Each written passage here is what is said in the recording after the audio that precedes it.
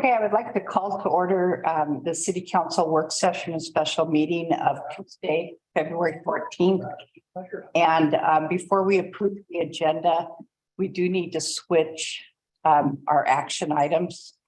So we're going to go with number 2 first, and then if the auditor is available, we'll do number 1. And if he's not available, we'll wait till he gets, because he's making a presentation in another city. And this is with the interlocal agreement with the Cambridge Fire District. Yes. They also have a presentation as number 8, which is a requirement to report on a quarterly basis or annual basis. I don't know if you wanted to move both of those. Because one of them is in the special meeting and one's in the session. Can we do that? Yeah, it would take 2 separate actions, just the agenda. No, I meant, can we move? Are you suggesting we move the prepared food tax up? That's a work session item. I can talk louder. I have really good ears too. No, what I'm saying, if you wanted to do that, you could make it the first discussion item in the workshop. Okay. Number 8 would to go to number 1. The workshop, if you want to. Move up to 3. Oh, I see I what you're think that's saying. what he's saying. Is that what you're saying? Move 8 up To the first item of the work We session. have done that before. Everybody okay with that? With those changes, I move to approve the agenda. Second. Okay, all in favor? Aye. Aye. Before I vote, are we going to change the agenda and then approve it? We're We're changing going to just approve it as it is and then change it. It's approved as amended. as amended. Okay, all right, yes. Okay. Yes. Okay, so then first on the agenda, we have public comment, and I would ask that if you are going to speak on a topic, that you select one person to make your presentation rather than having a number of people come up and say the same thing. Everybody clear on that? Okay, so do we have public comment? Anyone like to make any public comment?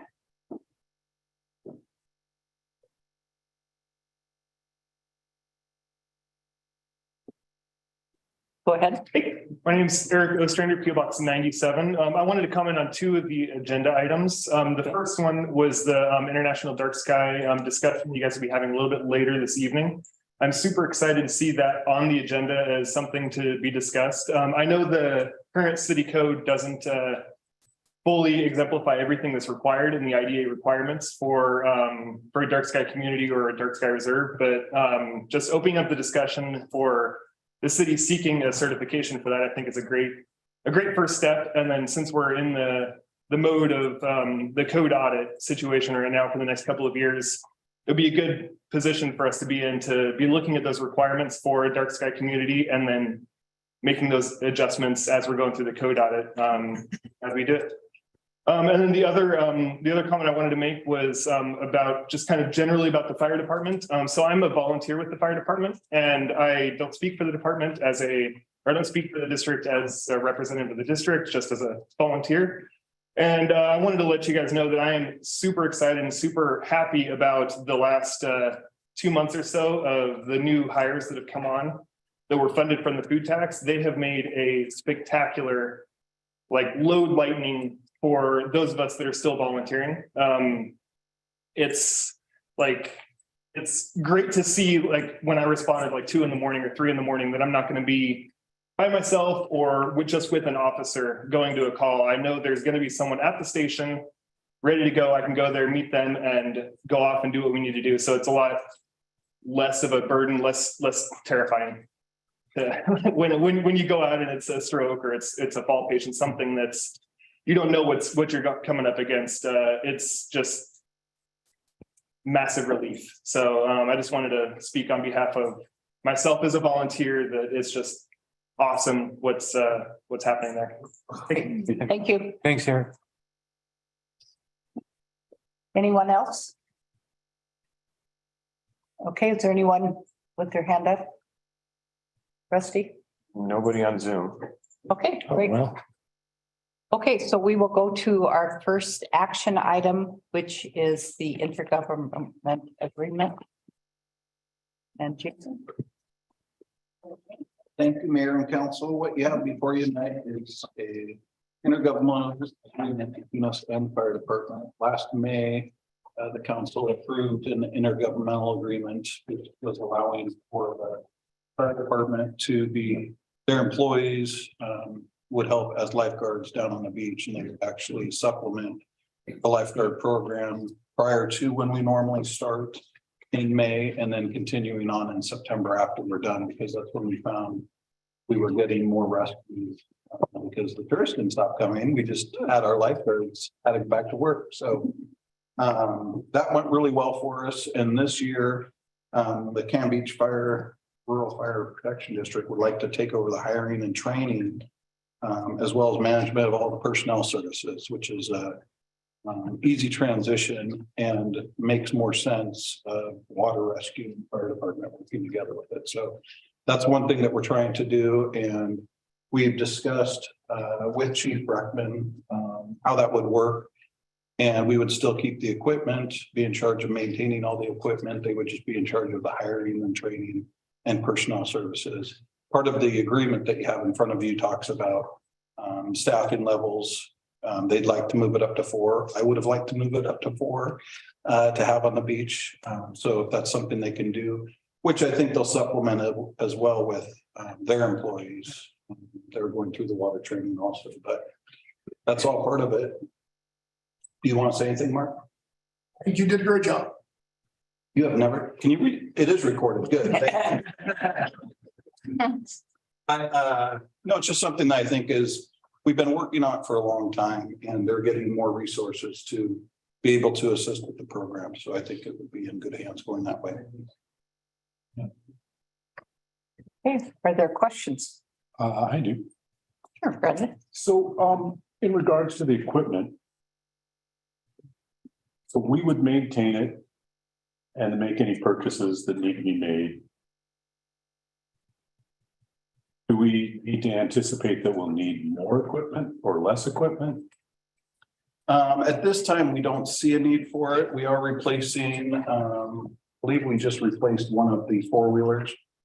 Just because the sand tears those things apart. Well, I guess that's what I'm getting to. Yeah, no, It's nothing been an more than we're already ongoing doing. Issue. Yeah, no, nothing more than we're already doing. Correct. There is one thing I think that we're also looking at, trying to get a new pickup. I think this year we're fine with what we have for one more season, but on top of that, we're also looking at replacing the tower.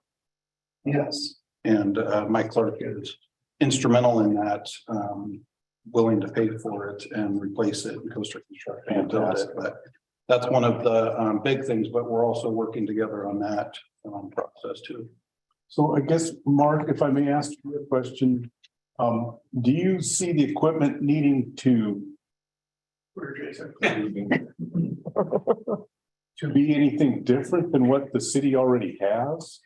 I'm gonna leave a lot at Jason Smith, our division chief, that does a lot more with the surf rescue than I do. Okay. I'm gonna leave it more to Jason. Yeah, so coming into it, I worked last season as a lifeguard on the beach to assist as we were doing the interim thing. I would say looking at equipment wise, wetsuits are going to be needing replacement. That would be like one of the initial expenditures because they have seen many seasons and many uses, and they're starting to degrade a little bit. So that would be one purchase. But with that, any fire personnel that would be working as a lifeguard already have that issued. So that they already have their own personal wetsuit. It would just be trying to purchase more wetsuits to replace the old outdated stuff for the new lifeguards coming in. And then I think the other expenditure at some point would be rescue boards. We have 4 rescue boards that we're able to make access into the water and transfer the victim onto the rescue board and then surf them back into shore. They're getting old, tattered, waterlogged. And so at some point that would be another expenditure. Just looking at at the rough estimate of replacement items. Okay, But and so how about the watercraft that the fire district owns? so, yeah, the jet skis are owned by the district. Our personnel are trained on the operation of those. One of the goals is to get the lifeguards this year trained, not necessarily to operate, but to safely operate on as a rescuer. And so that in the event that we do have a water rescue, the fire assets can launch the jet skis, get the jet skis in the water, and the lifeguards can either launch with the jet skis, or the jet skis can pick the lifeguard and the victim up and then bring it back to shore. And so when it comes to apparatus wise, the two ATVs, the side by side, the Dodge truck, which are owned by the city, we would be using those, but we would also augment that with fire district vehicles as well. I guess what I'm trying to get at here is that it seems like there's a situation where the equipment sort of is gonna meld together with Mhm. our district and us. I just trying to figure out a way if that's a problem or if it's just something that. It's what we did last year. Yeah, it's what we did last year is in essence, when we had fire personnel going to the beach to help cover staffing, they brought a fire department vehicle. They brought all of their surf rescue equipment with them. And the lifeguards brought their stuff to the beach. We brought ours to the beach, and it would just be that same, what if one person doesn't have something and say we don't have a wetsuit that fits, just take a wetsuit from the fire and use it, because we know it allows us to be operationally ready on the beach. Okay. Thank you so much. Yeah. I appreciate it. I think in part of that, we're trying to do it in a transition of eventually, hopefully all of it can work out over there, but this is a trial period for them to say, yeah, this is something we can work with. And then we're not going back and forth. Okay, So at the end of the season, there'll be an evaluation of how the agreement worked. Yes. And I'm gonna do it myself, and I can already tell it's gonna be really good.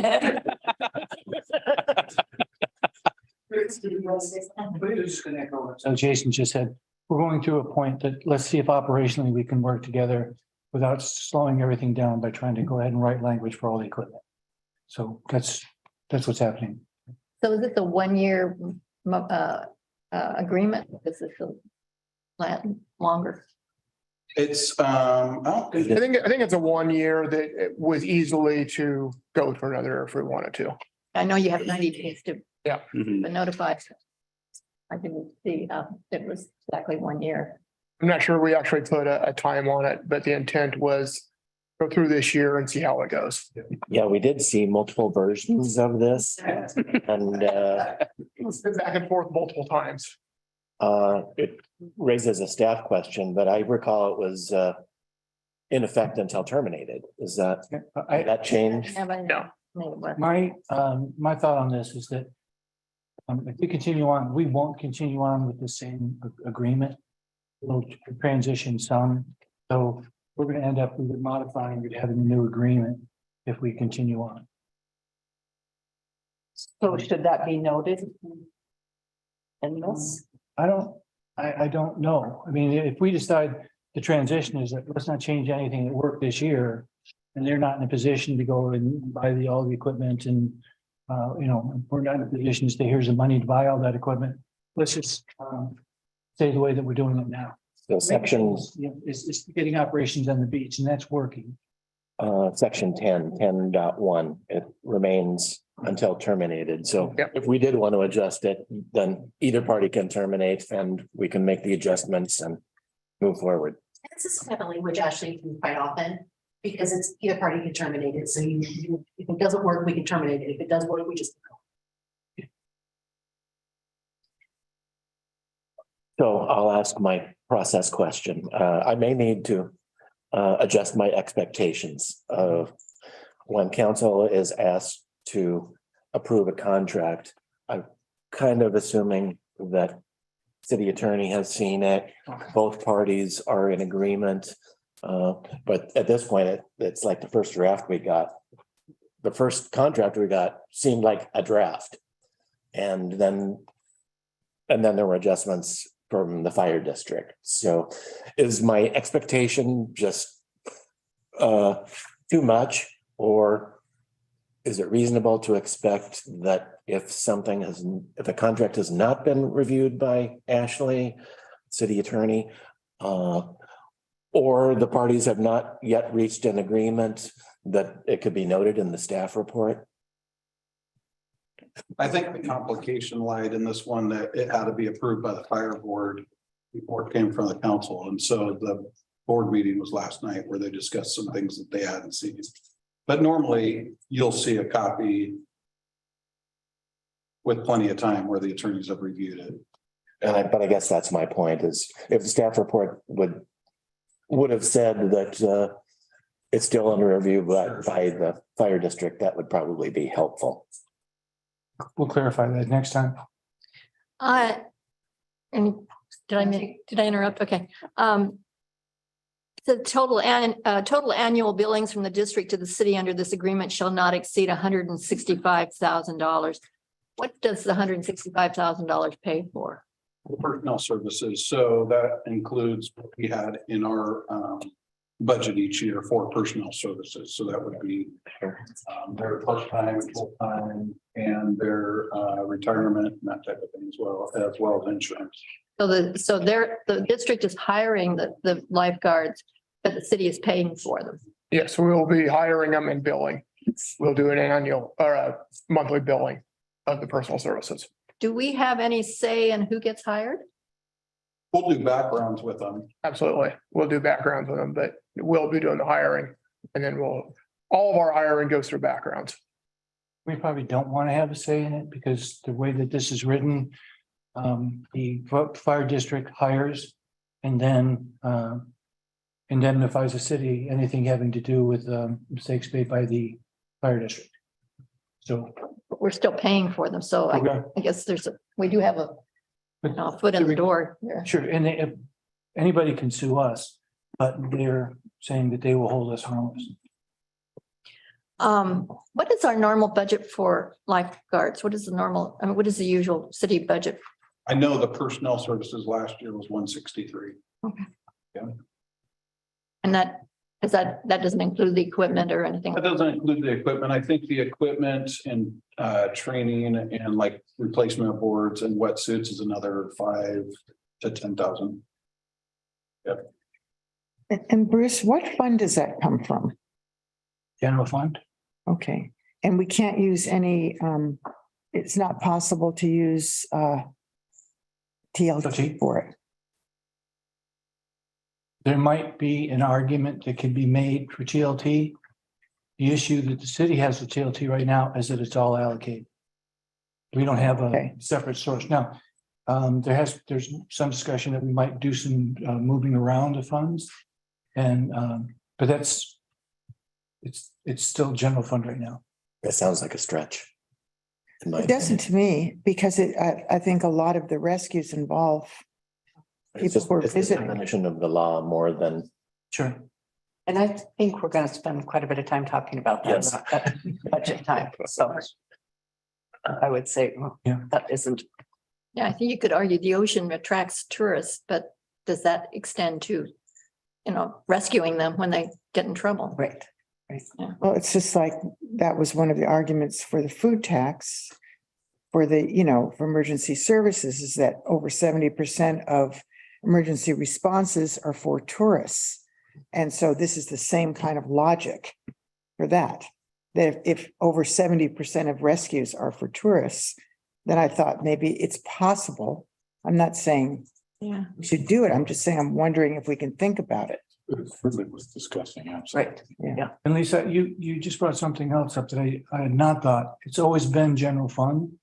But the PFT funds are not restricted. And so they could also be used. There would be a decision that would need to be made and action taken by the board. But those would also be eligible for PFT. They are restricted though. It's, it can only be used for a new city hall, emergency services, emergency management and. Also, they're also a participant in the PFT, the fire district. But Their funds, No, but even. I would have to look to see how strictly it's when it's apportioned. I know it's. I'm not sure if the council could make an adjustment to say we would do this with it also. If it's dealing with fire district, but It's just something to think about. that's something to think about, but don't even think about it. We have the ordinance in front of us. ORS 320, I think it's very strict and limited. But again, I think No, What's that? not that strict. 20 you're talking about, is that TLT? Yes. Okay, yeah, good, but yes, I agree with you. That will be. Yeah, but there's wiggle room in there. so. That'll be something we will Yeah. discuss much further. Definitely using it beyond the way we are. Right. Okay, so let's get back to what we're talking about here. Any other questions? I did one quick one, and Sure. it just, the benefits and wages will stay currently the same? Is there an anticipation of any cost of living increase in this upcoming season? Not that I'm. No, not our plan, no. We will try to stay in line with the idea of the hiring is we're gonna attempt to do it with Seaside. Do a joint hiring with their lifeguards and try to join the pool. And so we'll make sure we're in line with them. I'm very supportive of it. I think it's a good thing. Me too. No further questions? Anybody ready for? I will move to approve the Cannon Beach Rural Fire Protection District intergovernmental agreement for lifeguard coverage. Second, Okay, any further discussion? Roll call, Jen? Council President McCarthy, Yes, Counselor Hayes, Yes. Counselor Smith, Yes, Counselor Ogilvy, yes. Mayor Knopf. Yes. And I added TLT funds to the retreat topic list. Oh, thank you. good. Okay, Thank you. thank you. Yeah, thank you. And our auditor is here now? Yes. Okay, so now we can go to the number one item on the agenda. The presentation of the City of Cannon Beach audited financial statements for the fiscal year ended June 30th, 2022. And Lori? And Paul, are you there? He's muted right now.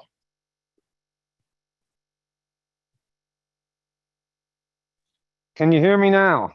We can hear you, Paul. Do you want to hear me is the question. Always. Okay, well, we have Paul Nielsen here tonight. He's the managing partner at our audit firm, Eisler CPA. We've been conducting our audit for quite a few years now. The city's required to have an audit each year for Oregon state statutes. The audit report is due December 31 of every year. And we got behind a little bit this year. Normally, we present the audit report to council the first week in January. We've been doing that for a very long time and been doing that on time. So we kind of got a little off course this year. I came down with COVID in December. So I was out for a while, and then I had planned a vacation in January, and that kind of threw things off too. And well, actually in November as well. And so we were able to get an extension from the state through February. So that worked out fine. So we're here before you tonight because it's all complete and done, and we get back on course next year. So no worries there.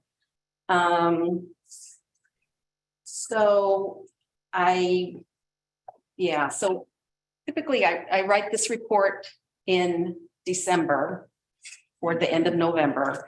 And so I was off. I wasn't able to get it done. That's kind of what put us behind it. Page 3 of your audit report, it's called Management Discussion and Analysis. And that comes at the very end of when we're trying to get everything done.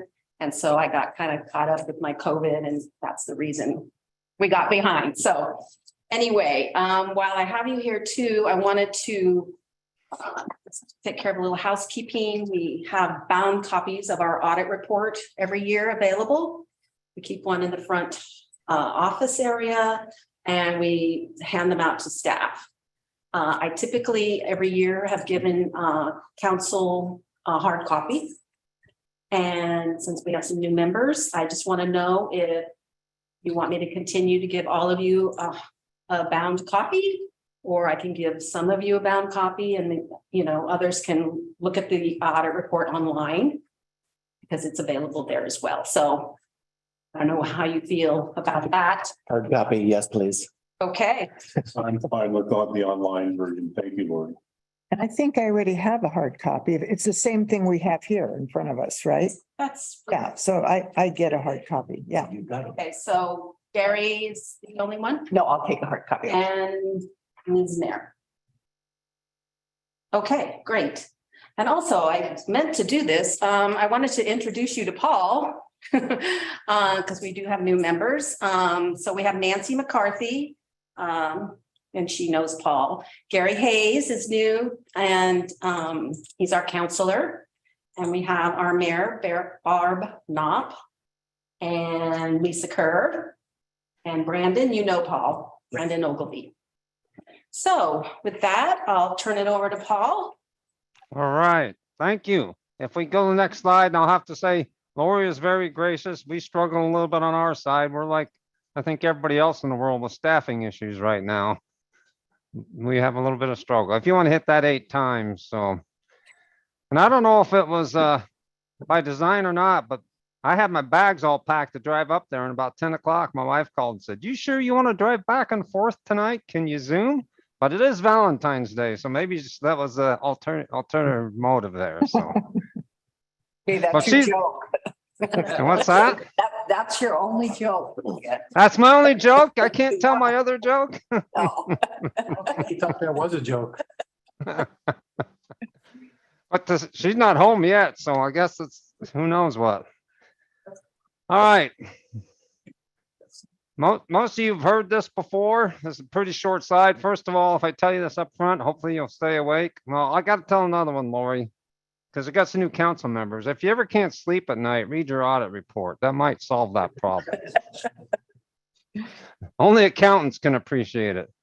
So there's no significant issues with the audit, but there's some required communications I have to go through. Now, for the new council members, the old ones have already heard this. This first slide came about because if some of you remember this thing called Enron, we didn't have to say certain things to governing boards back then. And they think this might have solved that. So now we have to talk about certain things, people that govern whatever any kind of entity we're auditing. So first of all, auditor's responsibility. In the front of the report, you see our opinion. Our opinion says, and that's our responsibility, even though we draft the report for you, management is technically responsible for the report. Our opinion says there's no material misstatements in this financial statement. And what does that mean? Well, many years ago, I had a client that said, once the audit's done, every nickel and dime will be accounted for. You can't afford to pay an auditor to count every nickel and dime. Well, we're saying there may be errors in this report, but they're small enough if somebody were to read this report, they will not affect the decision of the person that the person would make after reading the report. No significant findings, no real difficulties encountered during the audit. Lori always does a good job there. No corrected or uncorrected misstatements.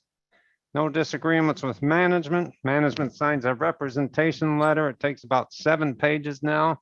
And I like to say all it says is you didn't keep 2 sets of records and put one in the closet and show me the other one. As far as we're aware, management didn't consult with other auditors relating to audit issues, and we had no other findings or issues. Can we go to the next slide? Any questions so far?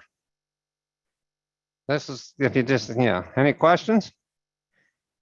No, thank you. Okay, so again, for the people who've been around, you've heard me say this before, but there's 2 states in the whole country that you have to have a special license to audit governments. Every other state, you can just be a CPA and you can audit any government, but Oregon and New Jersey are the 2 states where you have to have a special license to audit governments. And coincidentally, the only other two things we have in common is we can't pump our own gas. So I don't know what, if that has anything to do with it, but. So we have to test certain things required by state statute. And one is your deposit of public funds. So you can put your money in any bank or credit union that you want to, up to $250,000, which is the FDIC insurance limit. After that, they have to be part of a pool that is approved by the state treasurer for you to be able to put your money in there. There's a debt limitation. It's a percentage calculation of the real market value of the taxable property in the city. You're well underneath that limit. We do budget testing. We make sure you properly published it and you went through all the necessary things there. We do some mathing of it to make sure numbers tie back and forth. Surprisingly, even though we're accountants, the state requires us to look at your certificate of insurance every year just to make sure you got insurance. We test for significant funding from programs from outside services. We also test your highway gas tax that's passed through to you by the state. You cannot spend that on just anything. There's specific requirements that you can spend that gas tax on. So we test to make sure you haven't spent on things that are not allowed. Investment of public funds, just like the bank accounts, there's certain things you can and cannot invest in, and we make sure you have complied with those laws. And we have to do some testing of your public contracting rules. A lot, say that again, public contracts you put out for bid. So what we do is we get a list of all the bids you put out for the year and we select the sample and basically say, did you do what you said you're going to do when you scored the bid? And this just shows in your general fund, which is the fund most people care about, what your revenue and expenditures have been for the last couple of years. So 2021 and 22, your revenue has far exceed your expenditures in those years, which helps your fund balance or your carry forward, what cash carry forward out significantly. Any questions? No, thank you. All right, Lori knows how to track me down. She's got my cell phone number. So if anybody feels like they need to talk to me, you're more than welcome to call me.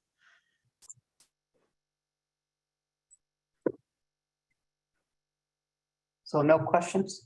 I mean, on the whole thing? Uh-huh. Oh, That's a short. okay. I have a Yeah. question. Okay. Because I'm new on the council and I found this taxing to get through, to say the least.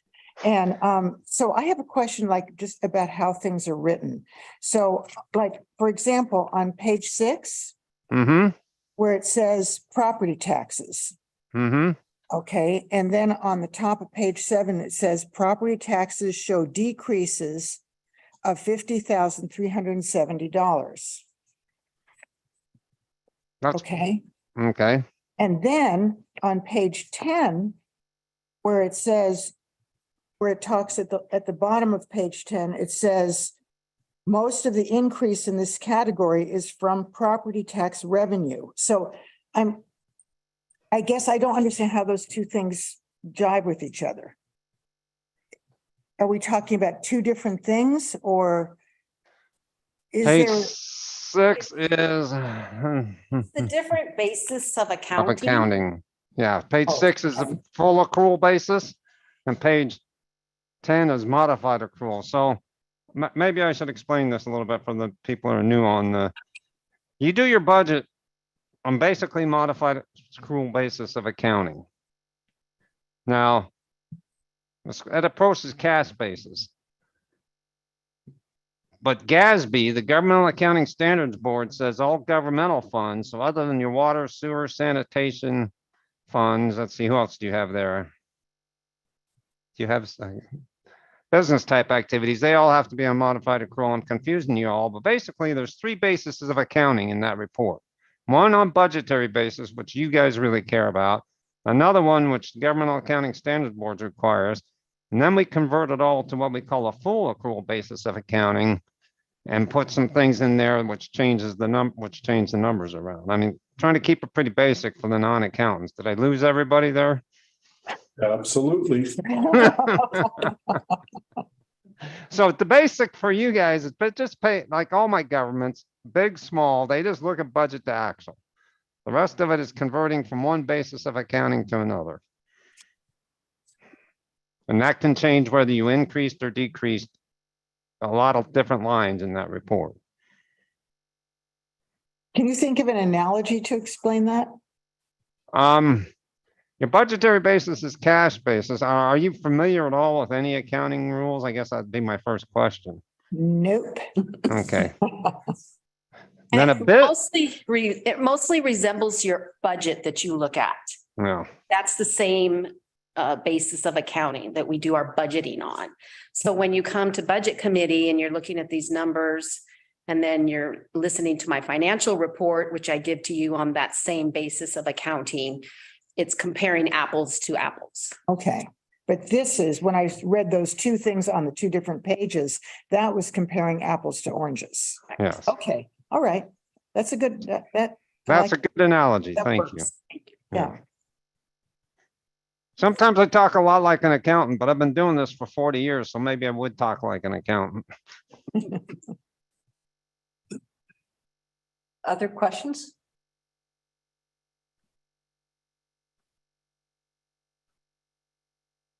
Anybody like to make a motion? I'm on it. I move to approve the City of Cannon Beach financial statements and supplemental information for the year ended June 30, 2022, with independent auditors report. Second, Further discussion? Roll call, Jen, please. Counselor Kern, Yes. Counselor Ogilvy. yes. Council President McCarthy, Yes, Counselor Hayes, Yes. Mayor Knopf. Yes. Just want to say that we are lucky that we have Lori working here. She's, the audits come out like this every year. Yeah. That's, very critical. If anybody's talking about, our transparency or how we do business, it all shows up in these documents. And she does a great job, and we appreciate what Paul has gone through with shortages of staff to try to get things done. And I guess he's just become the Zoom. Well, I hope to be there next year. I hope to be in the next year. We'll have to say, Lori introduced me as managing partner of the firm, which is my least favorite part of my whole job. I'd rather be out there doing audits all the time, so. Yeah. Cannon Beach Fire take your employees too? Okay, thank you. Thank Okay, you. Lori. Thank All you. right. Right. Okay. Thank you, Bye. Bruce. I have more budget questions, but I think we'll be talking about that sometime. soon. You'll have plenty of opportunity. Okay, thank you, Bruce, and thank you all. Sure, thank you. that has to be the shortest auditor's report I've heard in the 10 or 12 years I've been limited listening to his auditors joking. reports. Because he did do a job. Yeah. I didn't. I'll tell you what it was. He did 2 audits.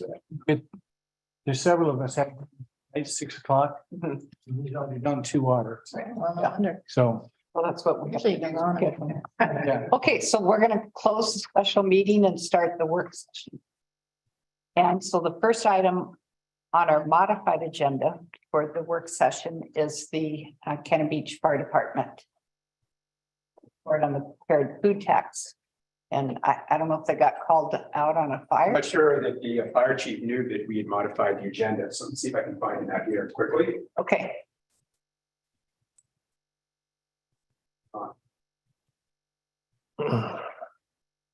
Thank you.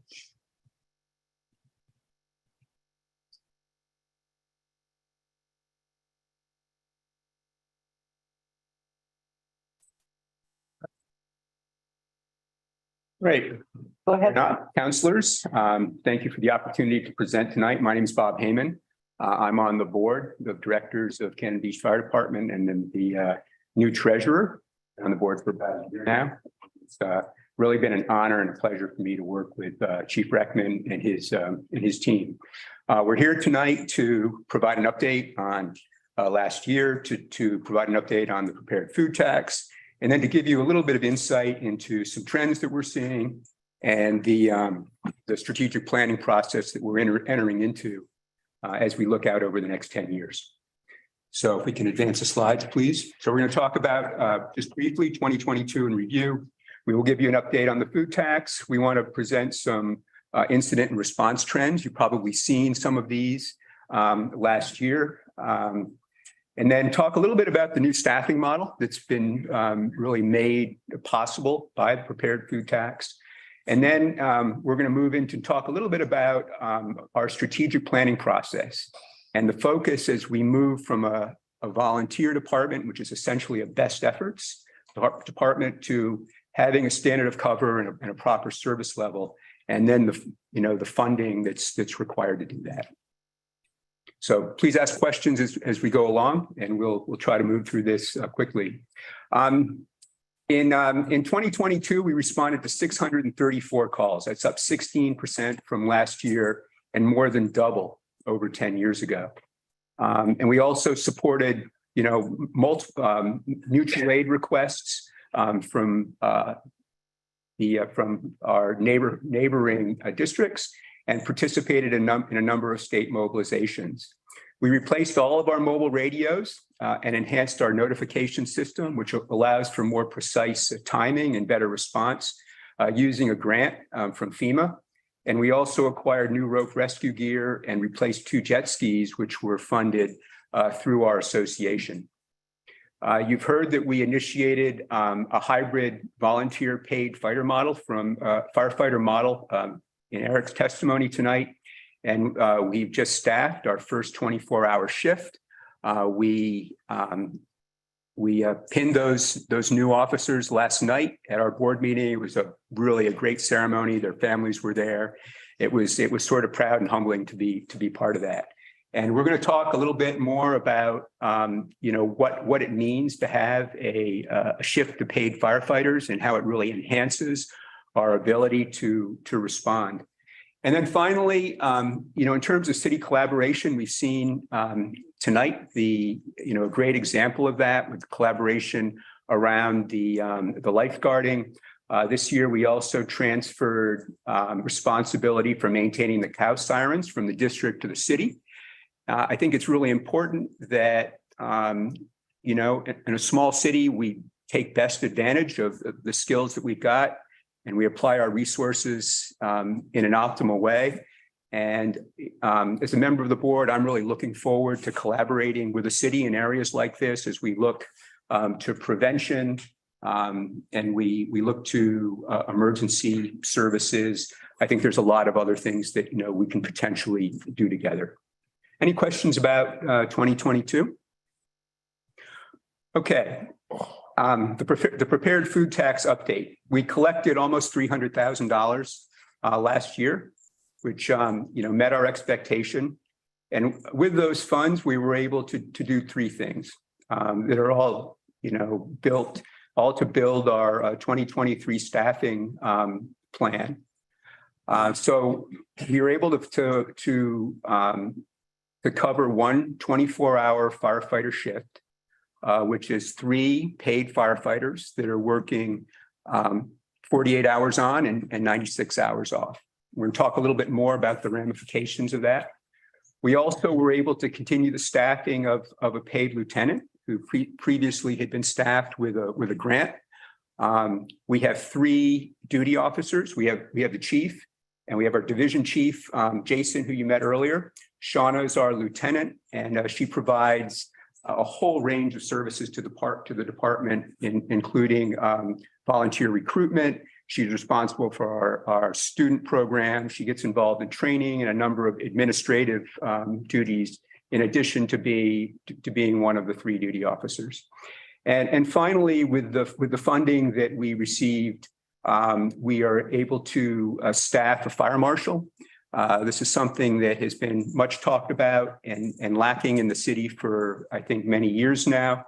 But we're, really going to be able to put an emphasis on audits and on planning and things that are more focused on prevention and not just response. So we budgeted $500,000 for our fiscal year from the food tax. So we're now 7 months into the fiscal year. We've taken a very conservative approach to expending those resources. We wanted to make sure that we were actually receiving them before we hired the paid firefighters.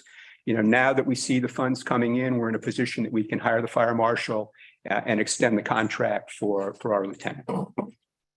Chief, anything you want to add to that? No, you said everything. The whole idea of the prepared food tax for the fire district was staffing, and we've done that. They're now on, we have one firefighter at the station 24 hours a day. And to Eric's testimony, as a duty officer, I know that there is somebody there. When I'm coming as a duty officer, I know there's at least one person there. And as the volunteer coming in, they know there's somebody there. And then the fire marshal will begin the advertising here very shortly for it to be able to hire in July. But we've been lacking fire prevention in the city for a number of years. And so we'll be able to now staff that position. And a lot of the things that I am doing today that aren't necessarily my forte, have somebody that actually that's what they do. Is that a full-time position? It'll be another chief officer. And so it'll give us another full-time duty officer to split that up between 4 of us instead of 3 of us. We have 2 volunteers that take it here and there. But it's really between the 3 of us. Okay, if there are no questions, move to the next slide, please. So I think everybody's heard a little bit about what's happening with respect to emergency calls and response trends. I think these graphs paint a pretty vivid picture. Calls have, as I said earlier, have doubled in the last 10 years. We took 634 emergency calls last year, of which 444 I would consider to be real, incidents of merit. And that's that blue line you see rising on the graph there. The red line, it represents volunteer participation. And volunteerism nationwide is going down. And we see that same trend here in Cannon Beach, but it's exacerbated by a couple of things here. Number one, we're seeing that it's just much more difficult for the volunteers who are participating to be active because of their family responsibilities, their job responsibilities. It's just harder to get off work or get away from family to take a call. And also it's increasingly expensive to live in Cannon Beach. So if you're not working here, you're probably living somewhere where you can't get here fast enough to make an appropriate response. So effectively, our volunteer participation is more like following that trajectory that you see on the dotted line. In the best case, you're going to get 50% participation from volunteers, but we were really burning our volunteers out, and we weren't even close to that.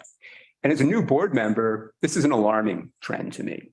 And as a new resident of Cannon Beach, I've lived here now just over 2 years. It was also a very alarming trend to me. If you look at the graph on the right, it talks about the different types of incidents. More than 50% of our responses are for emergency medical. So we're always putting at least 2 people plus a duty officer on those responses. The next largest there is structure fire. A large percentage of those incidents turn out to be false alarms, but we're still rolling the truck and we're staffing them. And then of course we've got motor vehicle accidents. Our district has Route 101 running through it and parts of the junction, out to 26. And so, we have a fair amount of vehicle accidents that we have to deal with. But also surf rescue and rope and trail rescue. These are long, complicated responses. People's lives are on the line, and those are increasing. And the increase in those 2 areas is driven primarily by tourists, right? Tourists are becoming more adventurous. They're out on the trails. They're taking selfies out on the cliffs at Hug Point. And, they are putting a strain on our department and really causing us to have to build a lot of new capabilities in terms of rope rescue and the equipment that it takes to do that. So the 444 incidents, we also had nearly 200 calls, which we call service and good intent calls. Those are primarily illegal bonfires or fires that haven't been put out correctly. There also are fire calls that get canceled before before we have to roll a truck. We call those good intent calls.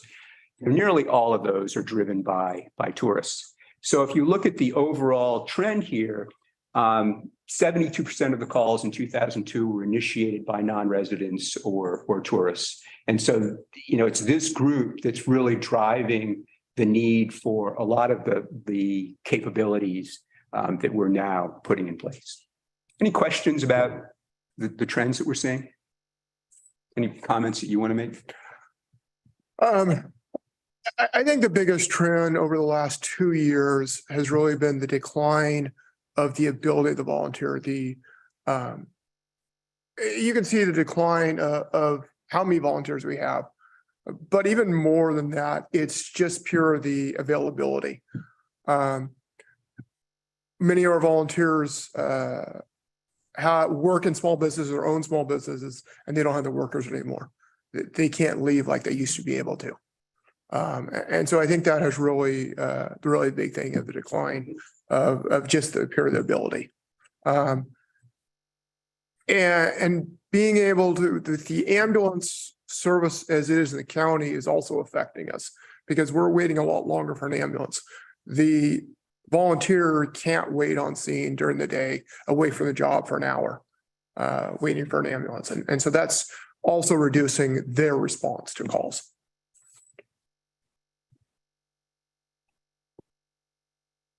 So I'll provide a little bit more detail on the hybrid paid staffing model.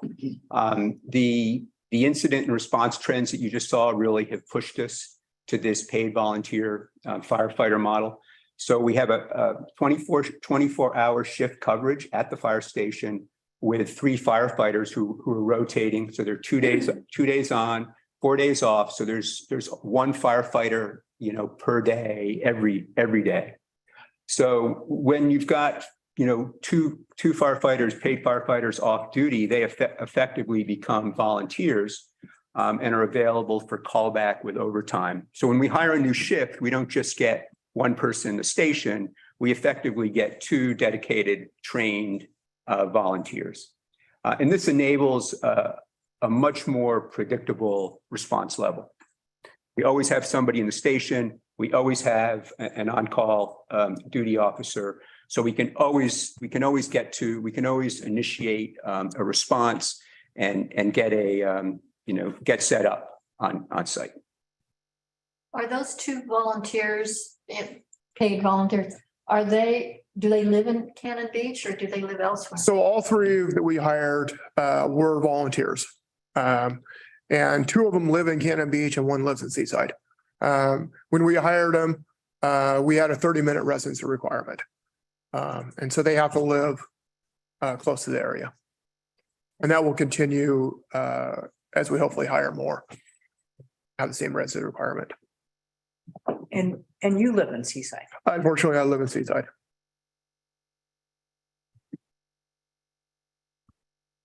So as we look at our strategic plan, we're really focused on what we call standard of cover.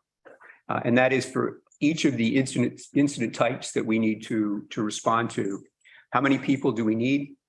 How quickly do we need to get them on site? What level of training do they have to have? And what equipment is required? So I'm not going to go through this in detail, but you can see that each of these different incident types has a different standard of cover that specifies the expected requirements in order to have a successful outcome. And this is what we're using as we look to build a strategic 10-year plan. We need to deliver this standard of cover, and we have to do it with a certain service level. So do we do this 50% of the time and rely heavily on mutual aid from other districts and rely on, volunteers? Or do we want to have a service level of, say, 90 to 95% where the staffing is more within our control?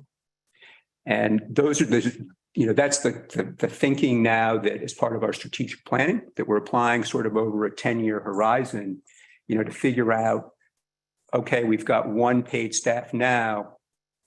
When are we going to need 2 or 3, given the trends that you're seeing? Are there any questions about standard of cover? Is that a national standard? You want to comment on these? So the 7 minutes is a pretty standard cover. That's a if you look at most standards cover, you're going to see 7 minutes 90% of the time. What is really a standard is a structure fire. And that's a 10 people in 10 minutes. That's an NFPA, National Fire Protection Association standard. When the insurance services office comes in and rates the department, rates community, that's what they look at. Are we meeting the 10 people in 10 minutes? And we do that by not only our department, but the mutual aid. You can count automatic aid with that. But still, you have to meet that 10 people in 10 minutes. And so, and that's what drives your insurance rates, is that piece of it there. So I think these standards of cover are based on statistics around good outcomes. Yes. And, as a board member on the fire district, I think about keeping us out of the news, right?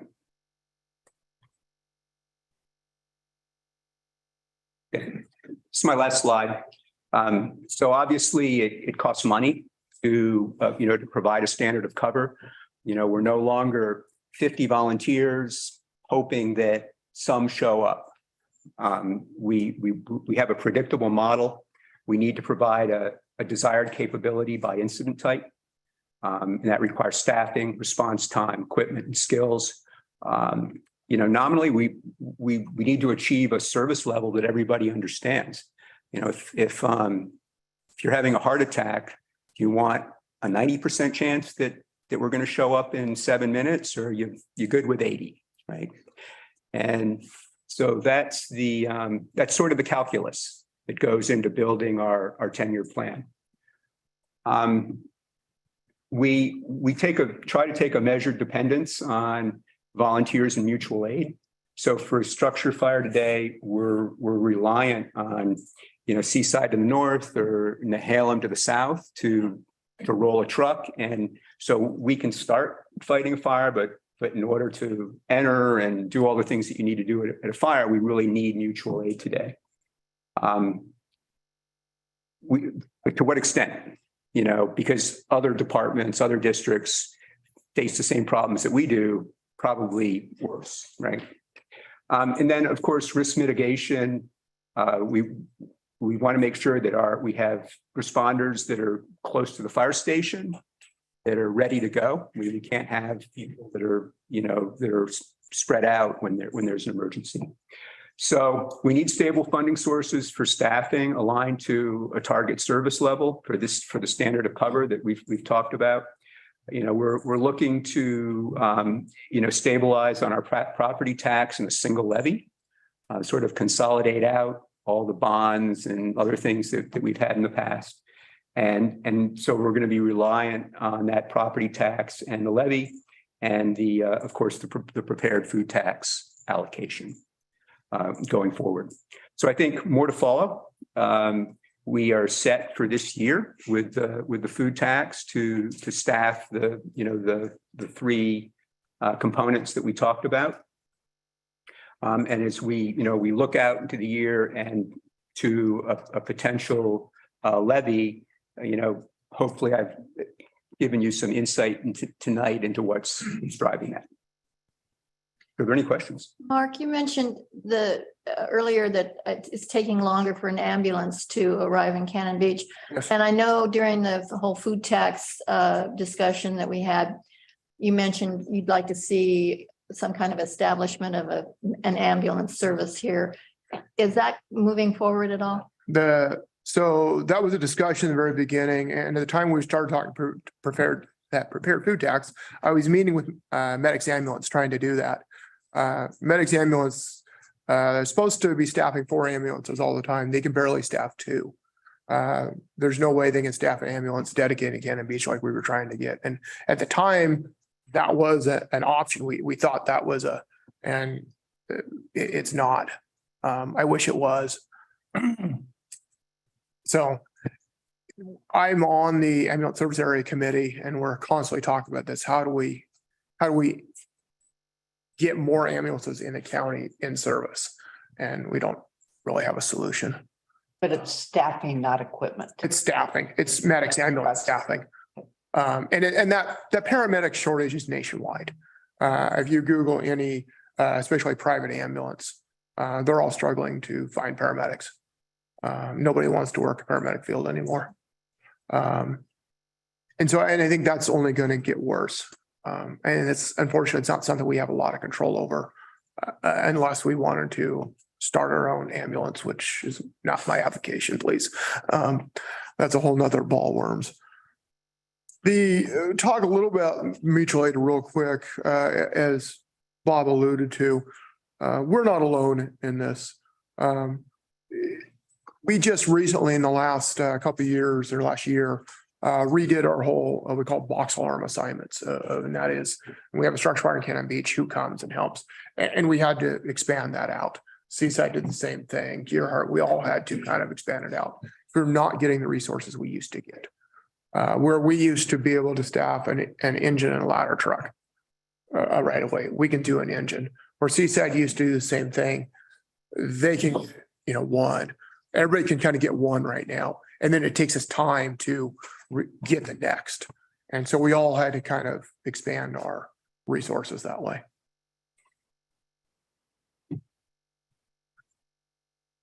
Is this trend of shrinking volunteer base unique to us? Is it Not at all. a common thing? Across the nation. I think we're a little bit more extreme for two reasons. One is housing price. We've lost a number of volunteers out of here because they can't afford to live here anymore. They've either completely left the area or they've moved outside of the city. Some are still volunteers, but they come and stay at the station because they don't live here anymore. That is a trend. I had to. I did live on the Elk Creek Road. I had to move. So that is a big factor with our volunteers. Same second homes too. What's that? Second homes, you have fewer, your pool is smaller. Yes, very much. So a solution is more middle housing. Yes. If we can make that happen somehow. What are other things you can do to increase that volunteer base? And I think that, one is student program. We're really trying to get our student program going and we're actually really starting to make progress at it. But I think the other factor that sets Cannon Beach aside than others is just our demographics. We're very much more of a retirement and a vacation. There isn't a large middle class, middle age. Thank you. That's what I was trying to get to. Middle age here. Pretty good for an old lady. Thank you, Barb. Yeah. Any other questions? Thank you. Very good. Thank you. Thank you for all you do. Thanks, folks. Joe. Barb, who is the fellow with the glasses? What's his name? The new guy. Alderman. I don't. You buy it. Okay, so next on the agenda, we have outdoor dining and, yep.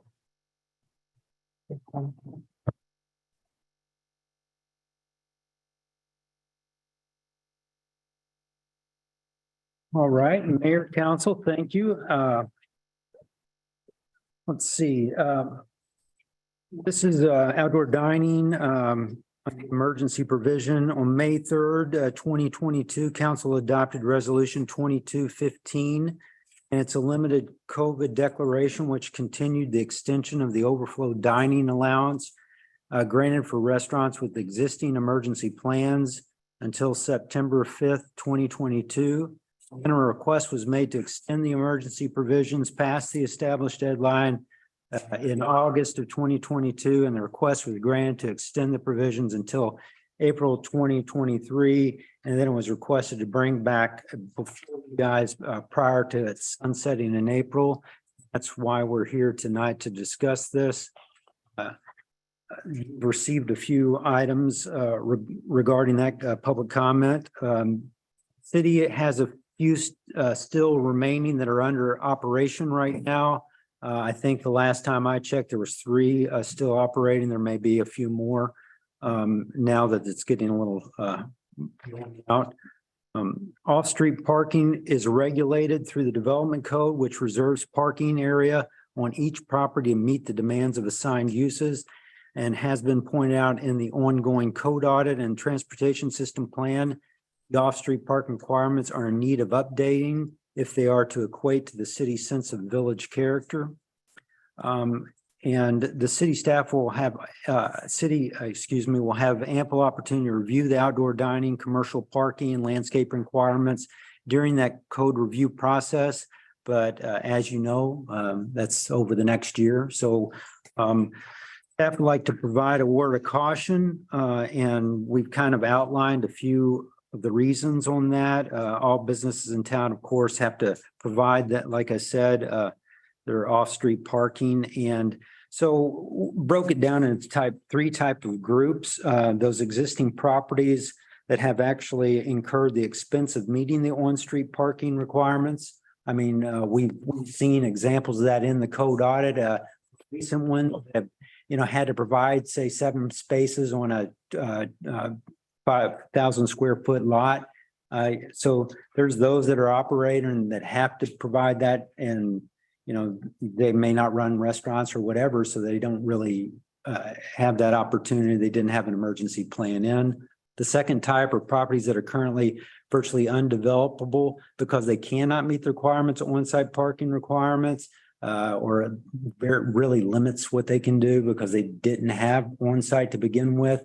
And to do that might jeopardize some kind of access easements and other things that we see as village character right now. So the third type, people that pay annually into the parking fund that I believe was created to help existing businesses meet the on-site parking requirements back in the 80s and 90s when that was done. And that was put in place, and they're still paying on that. So there's those things that are out there. We've got the code audit that's coming up, and that we want to deal with that and to give us some answers that we might use in that process, as was recommended in the transportation system plan. And here we have the kind of sunset coming up on this, and we wanted to get out in front of it, get it before you, just to get your opinions on whether we should come back before you with some type of declaration to extend that further until the code audit is through, or is this time to call an end to that emergency provision? You have any questions or thoughts? If not, it's a difficult thing because, quite frankly, I think back in the 80s and 90s, when they went through that process of allowing some to pay into this fund, that already kind of set the motion that there might be opportunities that, other in lieu of fees or things like that. And so in the track 2 changes that I had drafted for the code audit that was supposed to be coming through here probably next month, at least for a work session. And I've discussed this with Herbs Works and Marcy. I think they're still hoping to do that in the next month or 2. But parking, alternative parking, off-street parking was part of those track 2 changes. So I know they're out there. They want to be, I want them to get them to you as soon as possible. So I just wanted to give you that, tell you that there's more involved than just simply, 2 or 3 businesses using their parking lots, because there's other businesses I think that would benefit from this as well.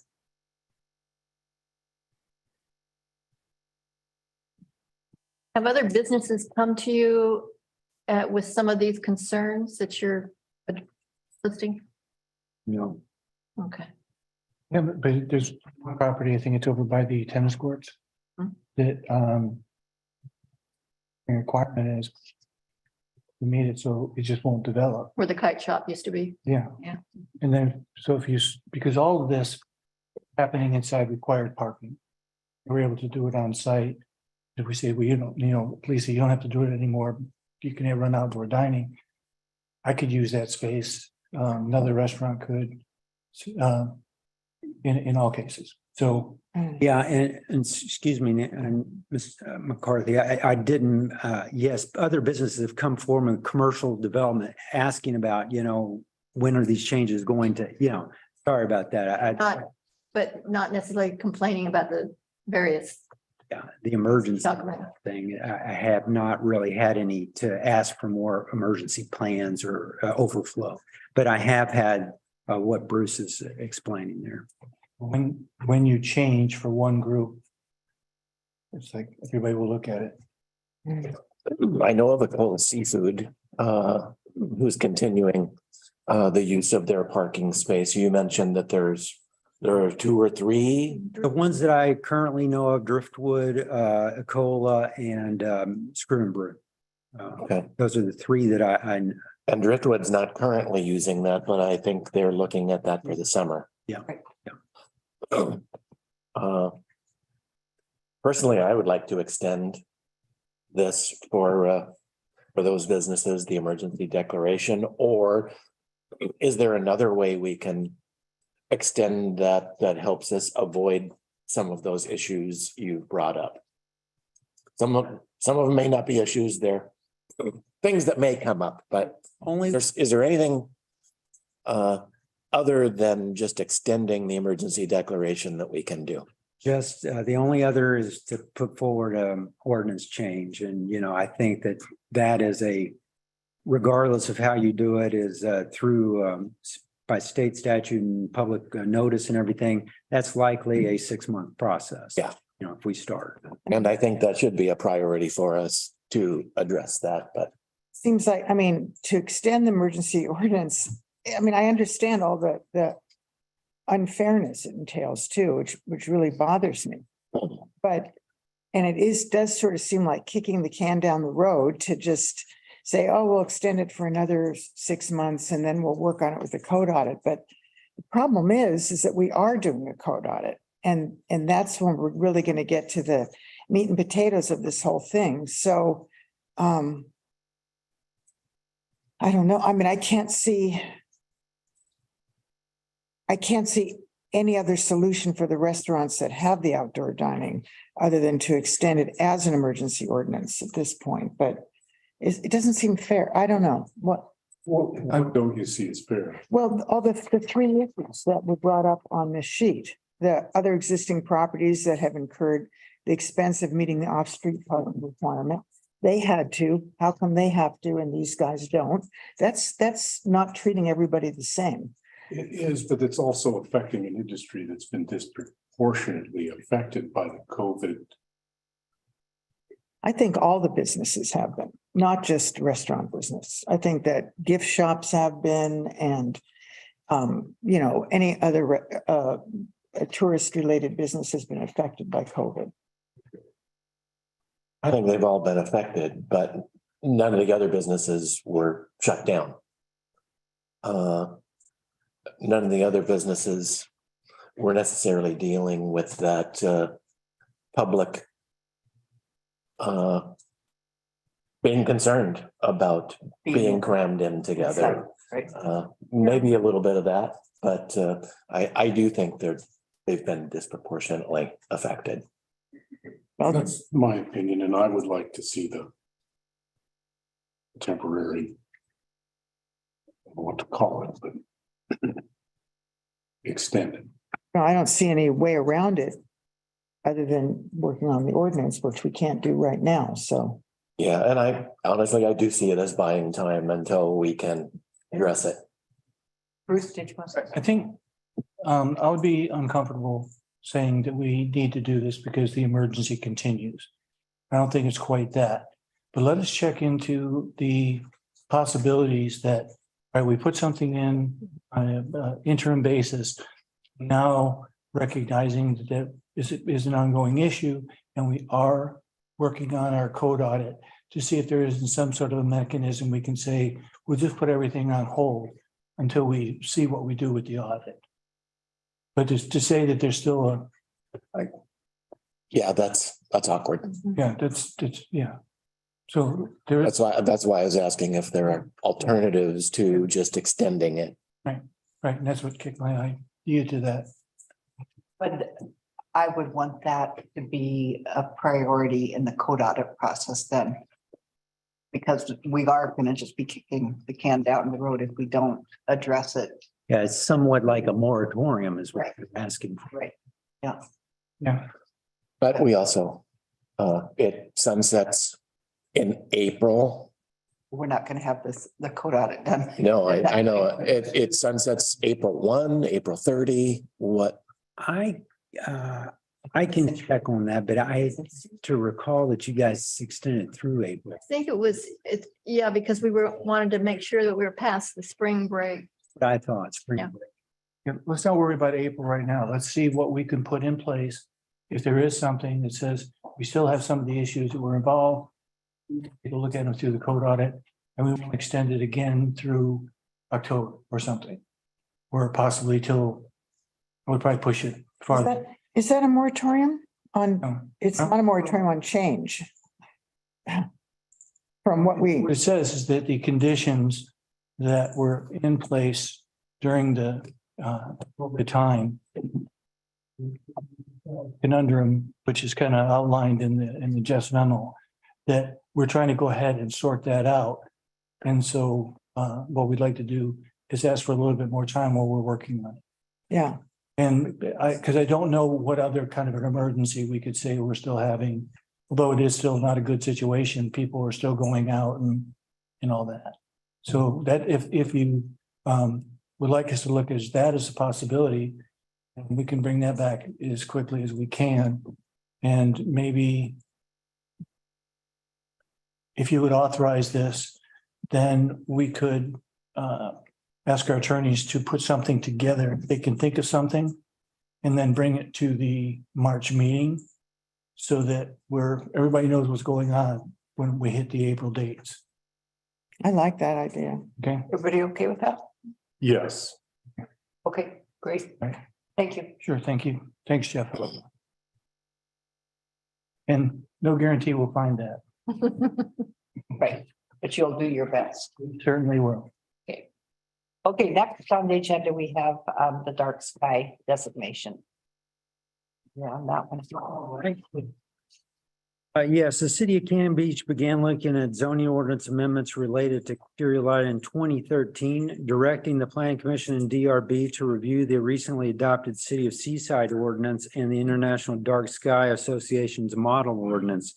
City Council eventually adopted ordinances amending the DRB and general requirements and regulations to provide additional protections for residential and commercial lighting. The council made minor edits to that language in 2017 regarding lumens and ratings table under the DRB exterior lighting standards, but from a review of the record, there appears to be no evidence the city has sought a dark sky lighting designation. The International Dark Sky Association provides 5 classifications for certification. We did talk about this last year, I believe it was, over this, including dark sky communities, reserves, sanctuaries, parks and places. Cannon Beach could seek dark sky community designation by applying with the IDA and following the process, or seek dark sky reserve status through a regional approach. Currently, Oregon contains no dark sky certified communities, reserves, or places. The only IDA certified reserve in the U.S. is in central Idaho and the Sawtooth Mountain area, north of and including Sun Valley and Ketchum. A certification process for IDA dark sky community designation is estimated at 1 to 3 years. Since 2019, the City of Cannon Beach Code Enforcement Officer has been tracking complaints handled by the city, and of the 672 complaints registered, 13 or 2% of the complaints are regarding exterior lighting. I think this was brought up, like I said, think this may be the third time that I've spoken on dark sky. And, you know, nothing's really changed in our code since I've been here. And like I said, we do have a few complaints a year, but not a lot. Any complaint that comes in, that's handled through code enforcement. And Jason. Well, I think one of the reasons we don't have that many complaints is, number one, we've had a code enforcement officer on and off over the past year. So there hasn't always been a real good place to complain. People don't want to call the police and bother them with the fact that someone's light is too bright. But I also think that people also are just reticent to call it in because they just don't want to, complain about their neighbors or, the people on their street. I would really like to see the city of Cannon Beach try and become a dark sky community. I think it would be a real feather in our cap. I think it would be, I'm not sure of all that's involved. I have looked at the website, the IDA Dark Sky Community requirements. I think it would take some work to facilitate it, but I think it would be just a terrific thing for Cannon Beach. I mean, to go out at night and look at the stars, there's not many places you can do that anymore within a community. So I don't know who would be in charge of finding out what the requirements are. And I assume it would be the code enforcement officer and the community at large. You'd have to pitch in and help to make sure this works. Like, look at your own lights. I'm thinking of a light on my garage. I don't think it meets the dark sky requirements. I'm sure it's not going to, and I'll have to change it. But so what? Mayor? Yes. I think that you in particular would be able to address this probably more than anybody. And, but my suggestion would be, does it make sense that this is something that the Parks Department can work on? The Parks Committee. I thought you were saying my lights were not in compliance. You're busted. I think that might be the place to start. Wouldn't necessarily be fast, but I can't tell you that if staff took it, that we would be able to go ahead and meet your expectations from a timing standpoint. But I think that possibly somebody, if they would look at it. Well, I think it's similar to our Tree City USA process. Yeah. That hasn't been handled. I mean, the staff helps us tremendously Sure. get the information, but that's been done by a volunteer. Yeah. And I think that's where this has to fall right now, especially with losing our planning director. Yeah. Yeah, well, if you are interested. Need somebody to come up.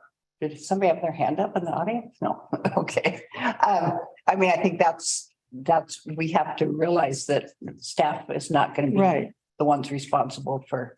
So you think parks then? That seems like a good place to put it. Advisory board, yeah. And it starts with finding out exactly what it entails. I mean, what are the requirements to get that certification? We don't even really know that yet. And the website has a great, they have everything there, the Dark Sky website. It's got all of your materials for doing the the timeline for doing it, what you have to do stepwise, whichever designation you're going after, and then model ordinances, model everything. So it's an excellent website.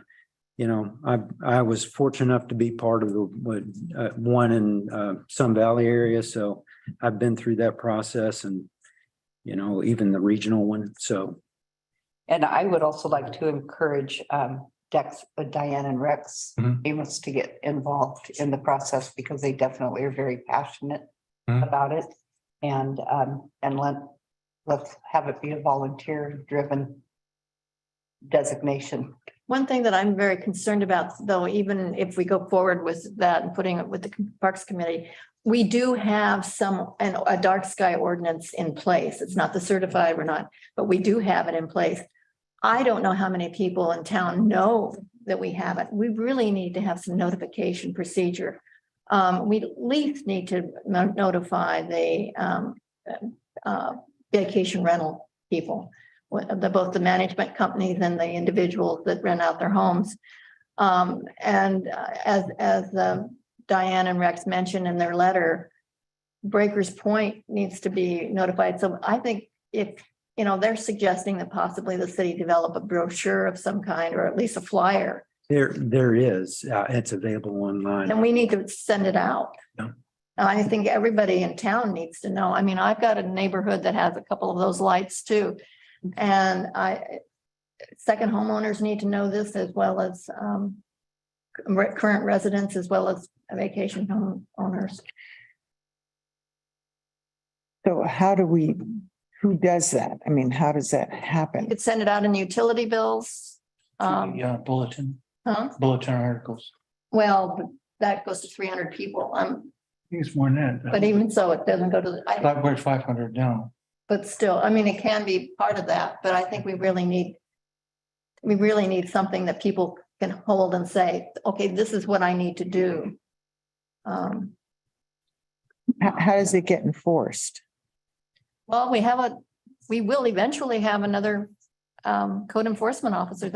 And I think you're right. I think people are reluctant to call. Code complaint on our website that people send in, and you still get 2 to 3 a day, even though we don't have code enforcement, so the officers are taking on. I know I took 2 lighting ordinances last week.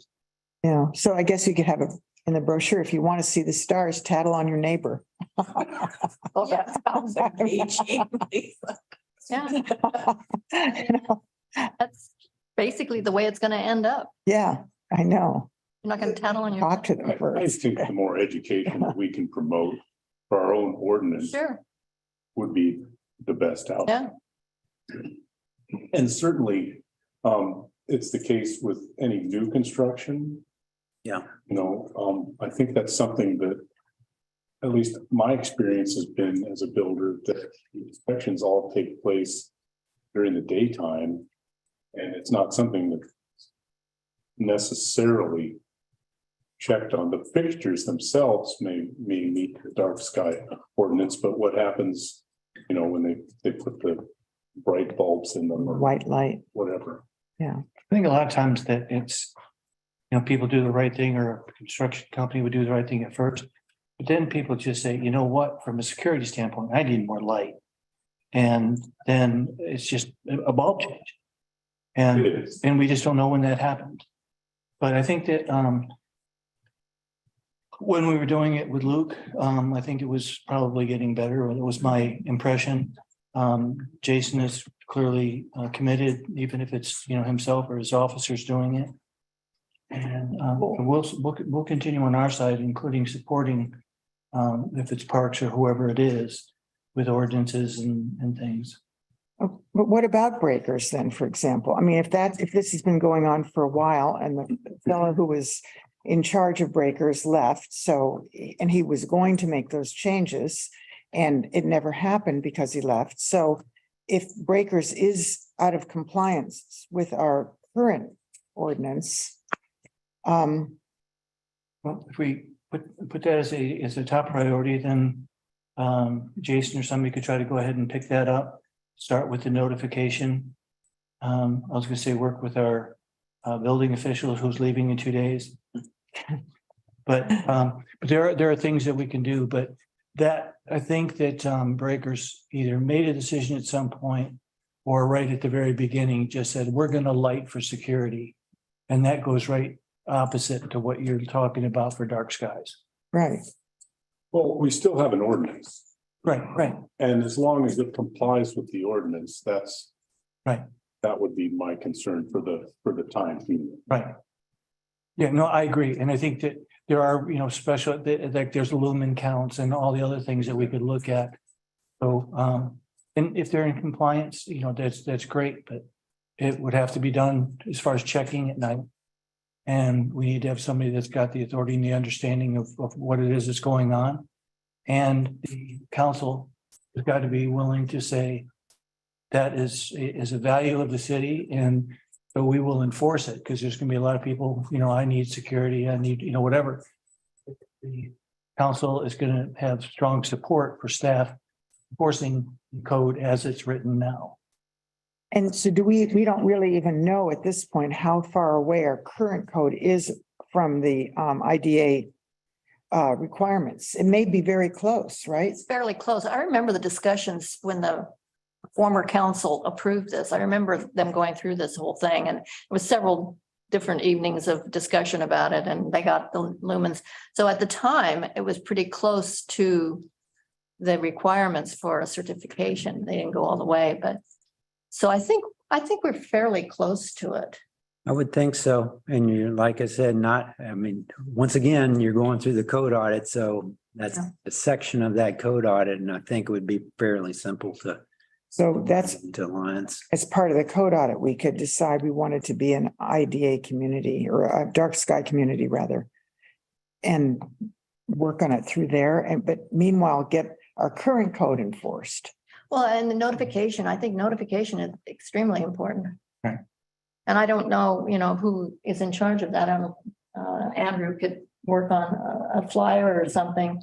But we need to notify people and make it sound like we really mean business, that we really will enforce it. Yeah, and we need to make sure we've got something in place. Mhm. We can't just. Well, we do have something in place. We have more than.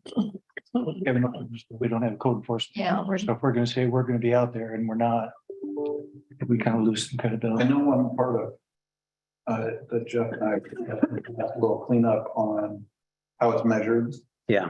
Because the wording that's in Difficult. the ordinance, is it consistent with the device that we have that measures it? And so there's no way to say, okay, yeah, this is out of compliance because the device that. Lumens and watts, yeah. Is different as well. So that would just be some cleanup.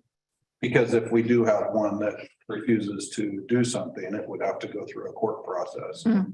to support it with what we have. So we don't have the right equipment right now? No, we have the only equipment you can get. It's Oh, I not see. Consistent with what's in the. Oh, gotcha. Okay. Oh, So do we need to revise the ordinance at least temporarily until we get the certification? You can't do temporary stuff. That's, that's what I'm trying to say. Any ordinance change, anytime you change text or a map in land use department is, likely a 6-month process. It's not something you can just do. You go through the public process, takes 60 days by state statute to go to a public hearing on it at the planning commission, and that has to go to the city council. City council usually wants a work session before the city public hearing. And, every one of our public hearings usually is requested for continuation. So that's what I'm saying. That's why these things take so long. So are you saying we have an unenforceable ordinance? No. If we don't have the equipment to measure, We have the right equipment. It's just wording in the ordinance. But We it's- haven't had one that's. but if we change the wording in the ordinance, we have to go through all these steps. Yep. So in other words, we have an unenforceable ordinance. No, That far. we have been enforcing it since I've been here. There's another way to do it. Yeah. And that is to find out what the bulb is. Yeah.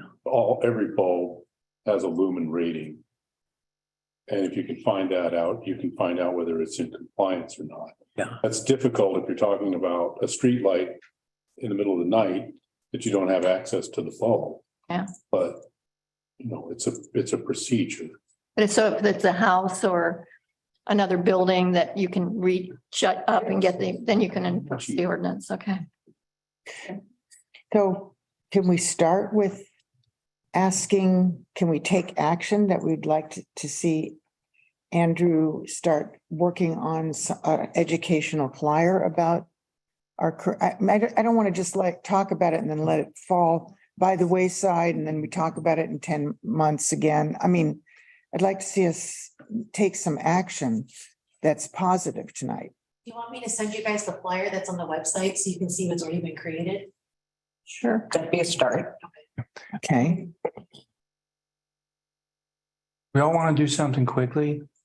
Well, not quickly.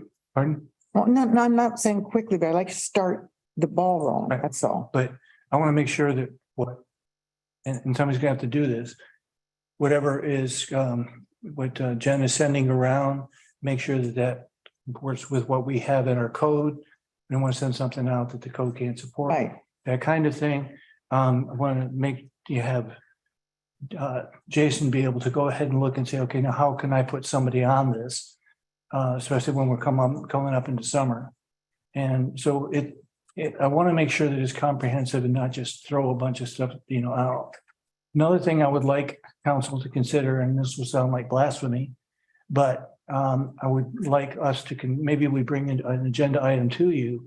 But what is the difference between what we have and being certified as a dark skies community?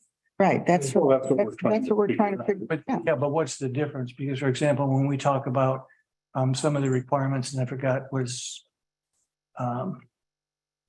when you're building a new building and to make sure that it's energy efficient and all those other kind of things. Lead project. Yeah, lead process. Okay, there's really, I don't think we could ever achieve lead. We can go ahead and do a lot of really good stuff with any buildings that we're building. The lead also has you using buses to get people to work or to your thing instead of cars. And there's just a lot of things that we can't achieve in order to be able to say that we are lead, but we can be very energy efficient and proactive. So I want to make sure that when what we're trying to do, we don't have to do a bunch of things like, and I don't know what they might be in order to get that lead certification, when all we have to do really is get lights changed. So I just want us to look at that. Right, and that's what I was saying is that our current ordinance may be very, very similar. Right. And we need to figure out what it is. And so I guess if we put it on the agenda for the next meeting, so that we can read the information that Jen figure out where we go from there. Our ordinance may actually qualify us for a dark skies community, No, I don't. but right, I don't. but think, but it's one thing to be certified as one, but to actually get there and actually have the dark skies seems the critical portion of this. And I'm totally agree with you that I go home and my neighbor's light blinds me and I've never filed a complaint and probably won't. Paul, I hope you're not listening. So I think it does take some kind of enforcement, whether it's parks being involved in identifying issues. let's just see what what we have to enforce now. Because I don't even know enough about what we have now. Me either. I think maybe to Bruce's point, but I think this is something that would have to happen incrementally. I don't think we could shoot for the most amount of change for our ordinance. I think it would be best to try and ramp up to it. Start with education and Mhm. yes. Yeah. See what we have. And, enforce what we have. So would you guys want the ordinance gap discussion at the Parks Committee? Or do you want that before you go? I would like to see it come here and then the council can plan the approach. Good. And I would like to see if Breakers Point is a major issue, which it sounded like from the Amos's letter, they have to have another maintenance person, Yeah. I mean, Bruce retired, but I'm sure there's somebody there and maybe we just need to educate that person. No, I can go up there and meet Okay. with them and figure out a game plan. Okay, thanks. Do you want this on the March work session? Yes, please. Okay. I think with that. Okay, next we have the scope of review for the Midtown Public Restroom. All right, thank you. This is scope of review determination for the Cannon Beach Design Review Board decision to deny a major modification addition of the Midtown Public Restrooms. Cannon Beach DRB Design Review Board rendered a decision to deny the major modification request for an addition to the Midtown Public Restrooms in the limited commercial zoning district by Karen Lambante on behalf of the city of Cannon Beach in the West Coolidge Avenue right-of-way at its January 19, 2023 DRB meeting. City received a signed appeal on February 2nd within the 14 consecutive calendar days appeal period from the date the final order was signed. As with all appeals, the city council is to hold a scope of review meeting to discuss as a non-public hearing item the terms under which it wishes to review the matter according to section 1788-160 of the Cannon Beach Municipal Code. Due to the 120-day rule, the city has until April 28th to render a final decision on the matter. City has requested the matter be reviewed on the record. City council shall use the application request for review under the guidance of 1788-150 to inform its decision on to grant the review record that deems additional materials are warranted or the matter remand of the matter to the DRB for additional consideration. And I've attached the application, appeal application, the sections of the code file staff report. Questions or?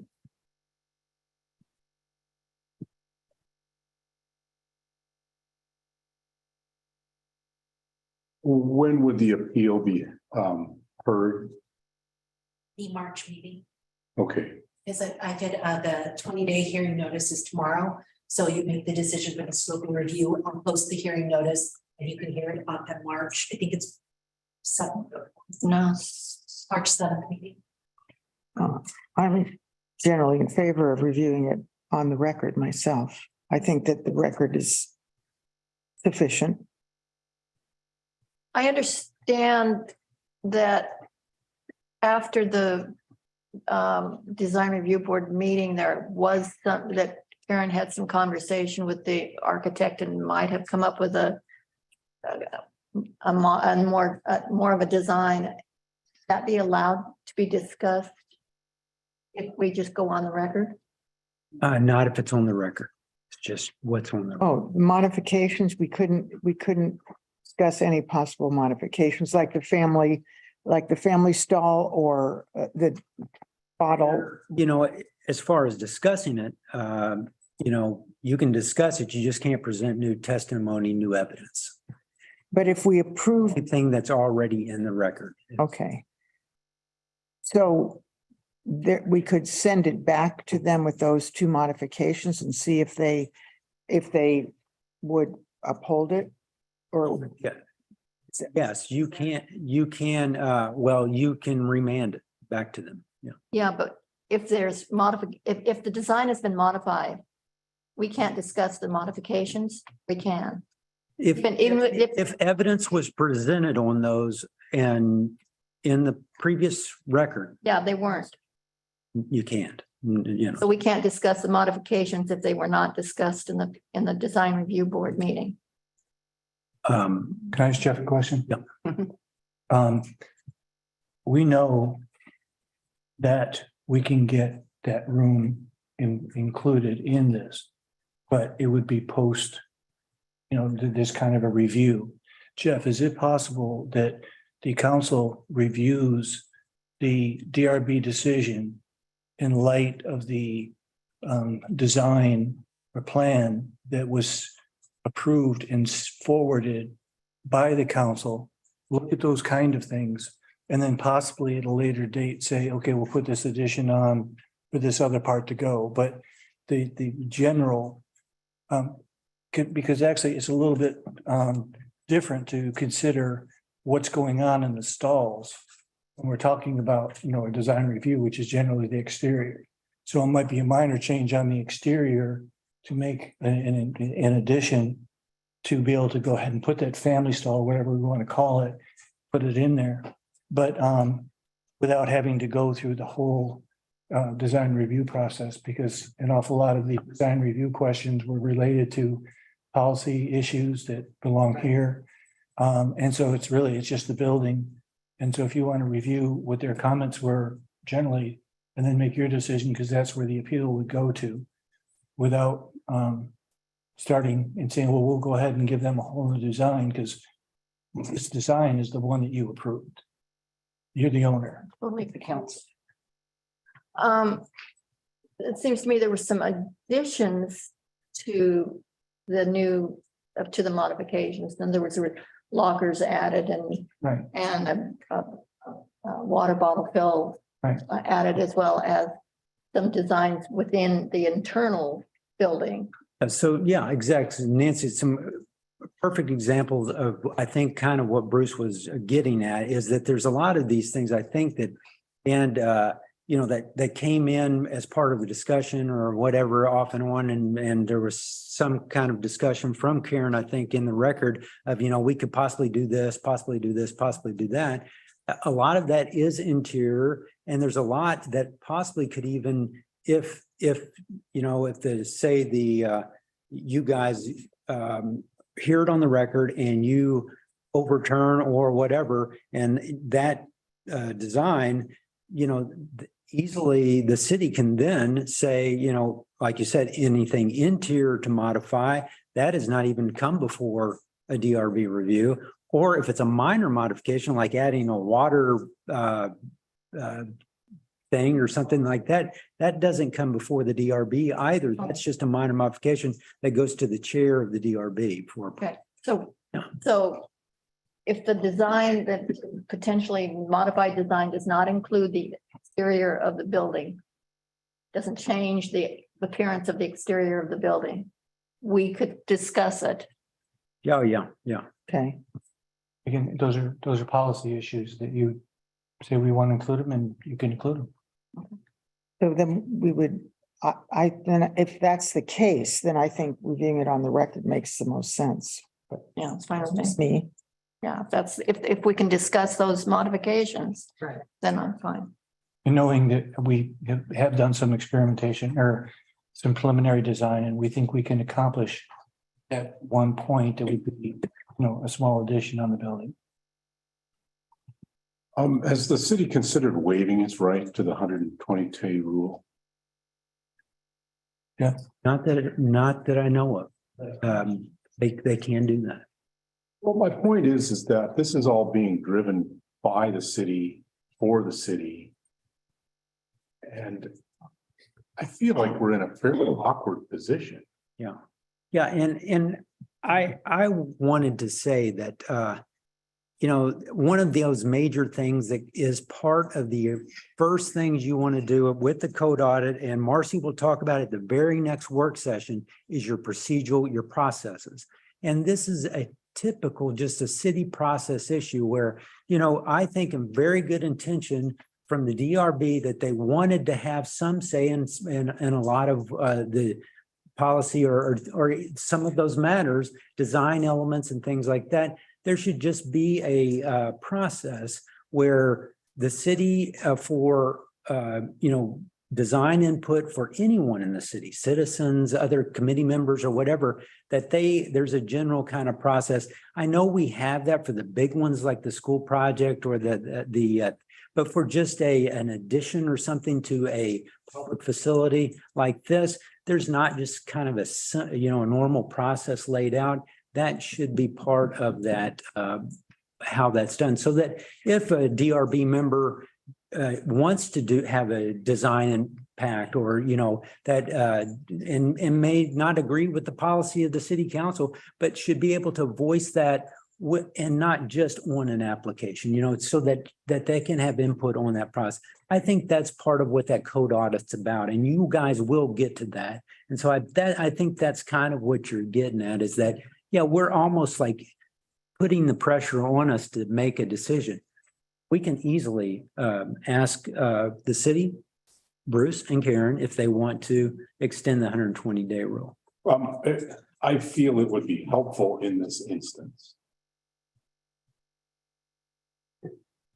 And Can you explain why? I just want to, I don't quite understand. Yeah.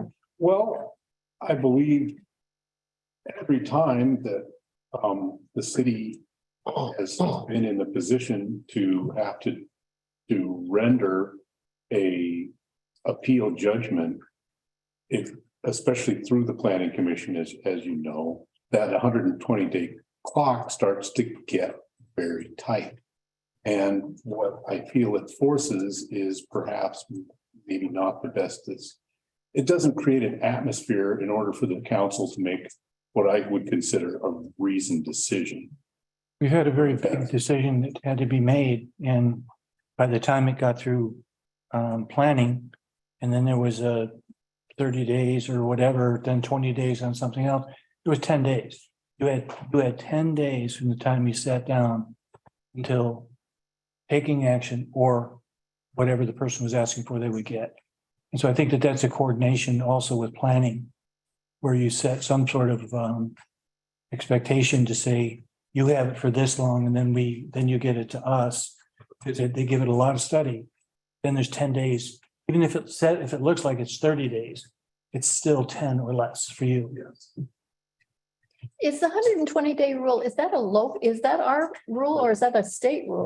State rule. And is there a time constraint on this construction project for the restroom? I mean, does it have to start at a certain time in order for it to be ready for the summer? For all the tourists that come in, so we don't have to set up portables again? And there's no way this could be done by summer. We wouldn't be able to have it complete before summer anyway. Okay. But it's not the ideal time to be going construction. Ideally, we would like to be doing this in September, so the peak period is past us. And one side of the bathroom is open while the other thing. Okay. Never closed. So we have no relief coming this summer. Okay. It's this big. Can I ask a question? It's not in this year's budget then either. And did it make it into the budget? Some with an adjustment? Budget, but we can't get an RFP out pretty soon. Okay. The construction, it probably wouldn't even happen this year. It would be next year, or against the whole spring break pressure again. What was the criteria that this was denied? Jeff? No. I Sorry. think I can speak to that, yeah, you'll hear it on the record. Okay. There were several points that were made about interior. I listened to the meeting and there's lots of good ideas that I hope we're listening to. Yeah. But I'm just curious what the criteria was, and I don't know if the answer is more of an upfront process, which I think you were kind of alluding to. Because it's awkward to have a project get this far and be denied. Because we want to think about it some more. We have some other good ideas, so it's awkward, but there are great ideas that came out of that. But was it denied for the wrong, for procedures that design review shouldn't be Right. addressed? That's, That's my concern. we can't talk about this because it's a work session. Well, Agenda. I mean, it's not. yeah, I just wouldn't talk about it because it's a quasi judicial matter. And so, you can talk about those things at the retreat or the code audit, because you're going to be talking about procedural matters in those. And I think that's a more Okay. appropriate venue for that. So tonight's task is just, Yeah, to give us, scope. we're going to do it on the record. I make Let me a- ask this, does having it on the record limit our discussion? It doesn't limit the discussion. It just limits the testimony or the presenting of new evidence. You can't, bring in new evidence. So you can discuss whatever you. Everything I've heard says that there is new evidence and that it's something that we should be hearing, but I've also heard Bruce saying that we can discuss it, and yourself as well. I don't know what new evidence there would be. I mean, The design. well, the design was discussed at the meeting. Yes, And so that is part of what we're reviewing. It's part of the record. okay, And then it went outside, but part of the record went outside of the responsibilities of the DRB. So that's why I'm advocating that there was something that was adopted, reviewed by the council, you're the owner, and that I would recommend we keep it on the record. As opposed to saying, okay, bring in these peripheral issues. And then, that's something that's another way we can influence things. I okay, think that if anybody wants to do any of those things, I have no problem with any of the things that were suggested. But they should be brought to you before it goes out or during the time that you're reviewing the design. And then, but whatever it is that they're handed, that is the design that they're evaluating against the criteria that's available. And you folks at the boss. And policy should always be made by you as opposed to one of your boards. Okay.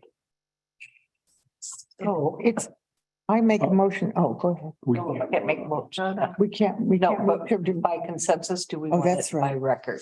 Yes, I'm On the comfortable record. with that. On record. It's a work session, right? Yeah, Okay, And I seem to be the lone voice in my recommendation about the city. Waiving its right to the 120-day rule. Does anybody else?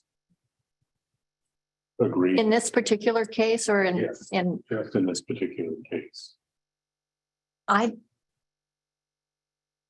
mean, I can agree with you, but I'm not sure what the advantage of it is in The this. advantage of it is that it gives us time to be able to discuss this a little more at length, especially in light of what has been said about there not being an urgency. There's not a construction date that needs to be started.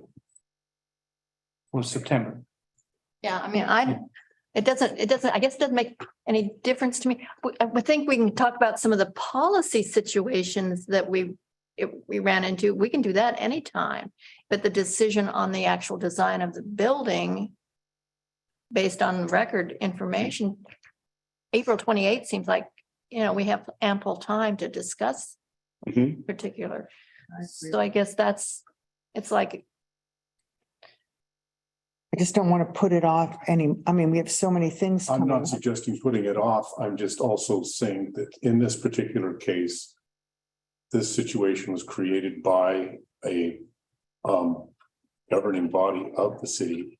And now a decision needs to be rendered by another governing body of the city. And I just feel it's a bit awkward. and I look at it as it's an advisory committee Not a governing body. that, They vote and they have a Right, decision making. but we have the final vote. Okay. So they're, Unless it's it would have to be appealed. Is that right, Jeff? What's that? If there was no appeal, then the council wouldn't, They would not have. so there has to be an appeal for you to get it again. Again. but our decision wouldn't be able to be appealed, right? Court? I mean, if it comes to us and we make a decision on it, then that can't be appealed, can it, or can it?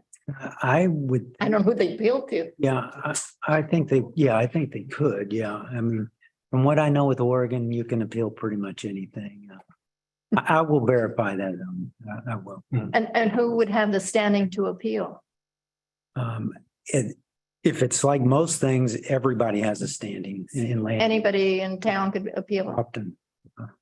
I don't, that doesn't sound right to me. I'd want to check with. Yeah, I'll check. I want to check with Bill about that because there's something that sounds not correct about that to me. Brandon, Usually you have to have stated, you at least stated in the record, you have stated what your have been on record as stating what your issue is. Your connection. Yeah, to appeal it in a matter. There's no law to appeal. There's no ordinance to appeal. There's no ordinance that says you have to agree with, you have to have, certain things in a restroom. I mean, Oh, so I don't know what you'd be appealing, who you'd appeal it to. Luba is not going to make a decision on whether you have porcelain or stainless steel in your restroom. Yeah. So I don't think it's appealable to a judicial body. so Brandon, would you be comfortable if we didn't discuss the 120 until after we have our review? I'm comfortable completely. I wanted to state my view. Okay. And just ask how the council felt. I'm not trying to influence any of your decisions one way or the other than to present my feel is the issue. And I'm just curious, what would that do for us? It'd give us more time It to, would give us the confidence knowing moving forward that we didn't have to make a decision exactly by April 28th. Because something that's not been discussed is if you exceed the 120-day rule, you basically get the decision that you wanted on the part of the appellant. And it takes the decision making away from the the city council. Now, I don't think we would let that happen, No, but it does force the issue. See, no, I'd like to see us move forward on it. And I would too. I'm not suggesting that we don't do that. Okay, so we'll go on record and keeping in mind the 120 day. And so I would state that this is still part of 17, Title 17, Lisa. And that's why I say under 1788, 190, after your decision, for my reading of our ordinances, that still can be go to the Land Use Board of Appeal. You're an appeal of your decision. I So think process, I'll follow up. yeah, from. That's what it states in our I ordinance. think you can appeal any process. You can say you weren't given, you weren't given a voice, you weren't given, but I don't think you can actually appeal the substantive underlying issue of what the bathroom looks like, unless you're not complying with, the American Disabilities Act or something, I'll look into that. So on the record? On the record, right? yes, Okay. Okay. And as this is my last time before you guys and no, city, I want to thank you guys and thanks for the honor of serving you guys in the city of Cannon Beach. Really enjoyed it and go dogs. Thank you, Jeff. thanks for leaving us with that. Film don't lie. Jeff, you are the best planning director I've ever worked with. We've been lucky. And your PowerPoint, sir. Yeah, we're not. Question. Oh, you can always get one in. Okay, next, we have the bridge dedication. Good evening, thank you. My name is Mark Newsom. I represent Post 168 and the Sons of American Legion. And have you guys, has everyone received our packet here? Let's see, so you can see the pictures. I'm going to pass some of these out back to you guys. So all the pictures, sort of the story, every Memorial weekend, at 11 o'clock, members of the Cannon Beach American Legion, their families, and all citizens, the chief's there. And we gather and we pay homage to the fallen. We blow taps and many of the people throw flowers and some people even ashes of their loved ones into the river. So it's a pretty solemn event, and it's myself, I've done it 15 years in a row. My wife, her folks bought a house here in 1970, so she's been to every one of them since then. The group here that came with us, that you saw us all gathered outside, are all veterans, family members of veterans, husbands and wives of veterans. So it's a very emotional and it's amazing. It's an amazing ceremony. And you guys should all try to attend if this coming year.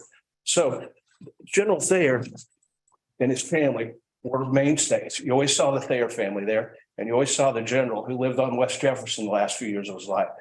Everybody knew who he was. And you'll see later in the presentation that not only did he always attend the ceremony at the bridge, but numerous times he was the Grand Marshal of the parade.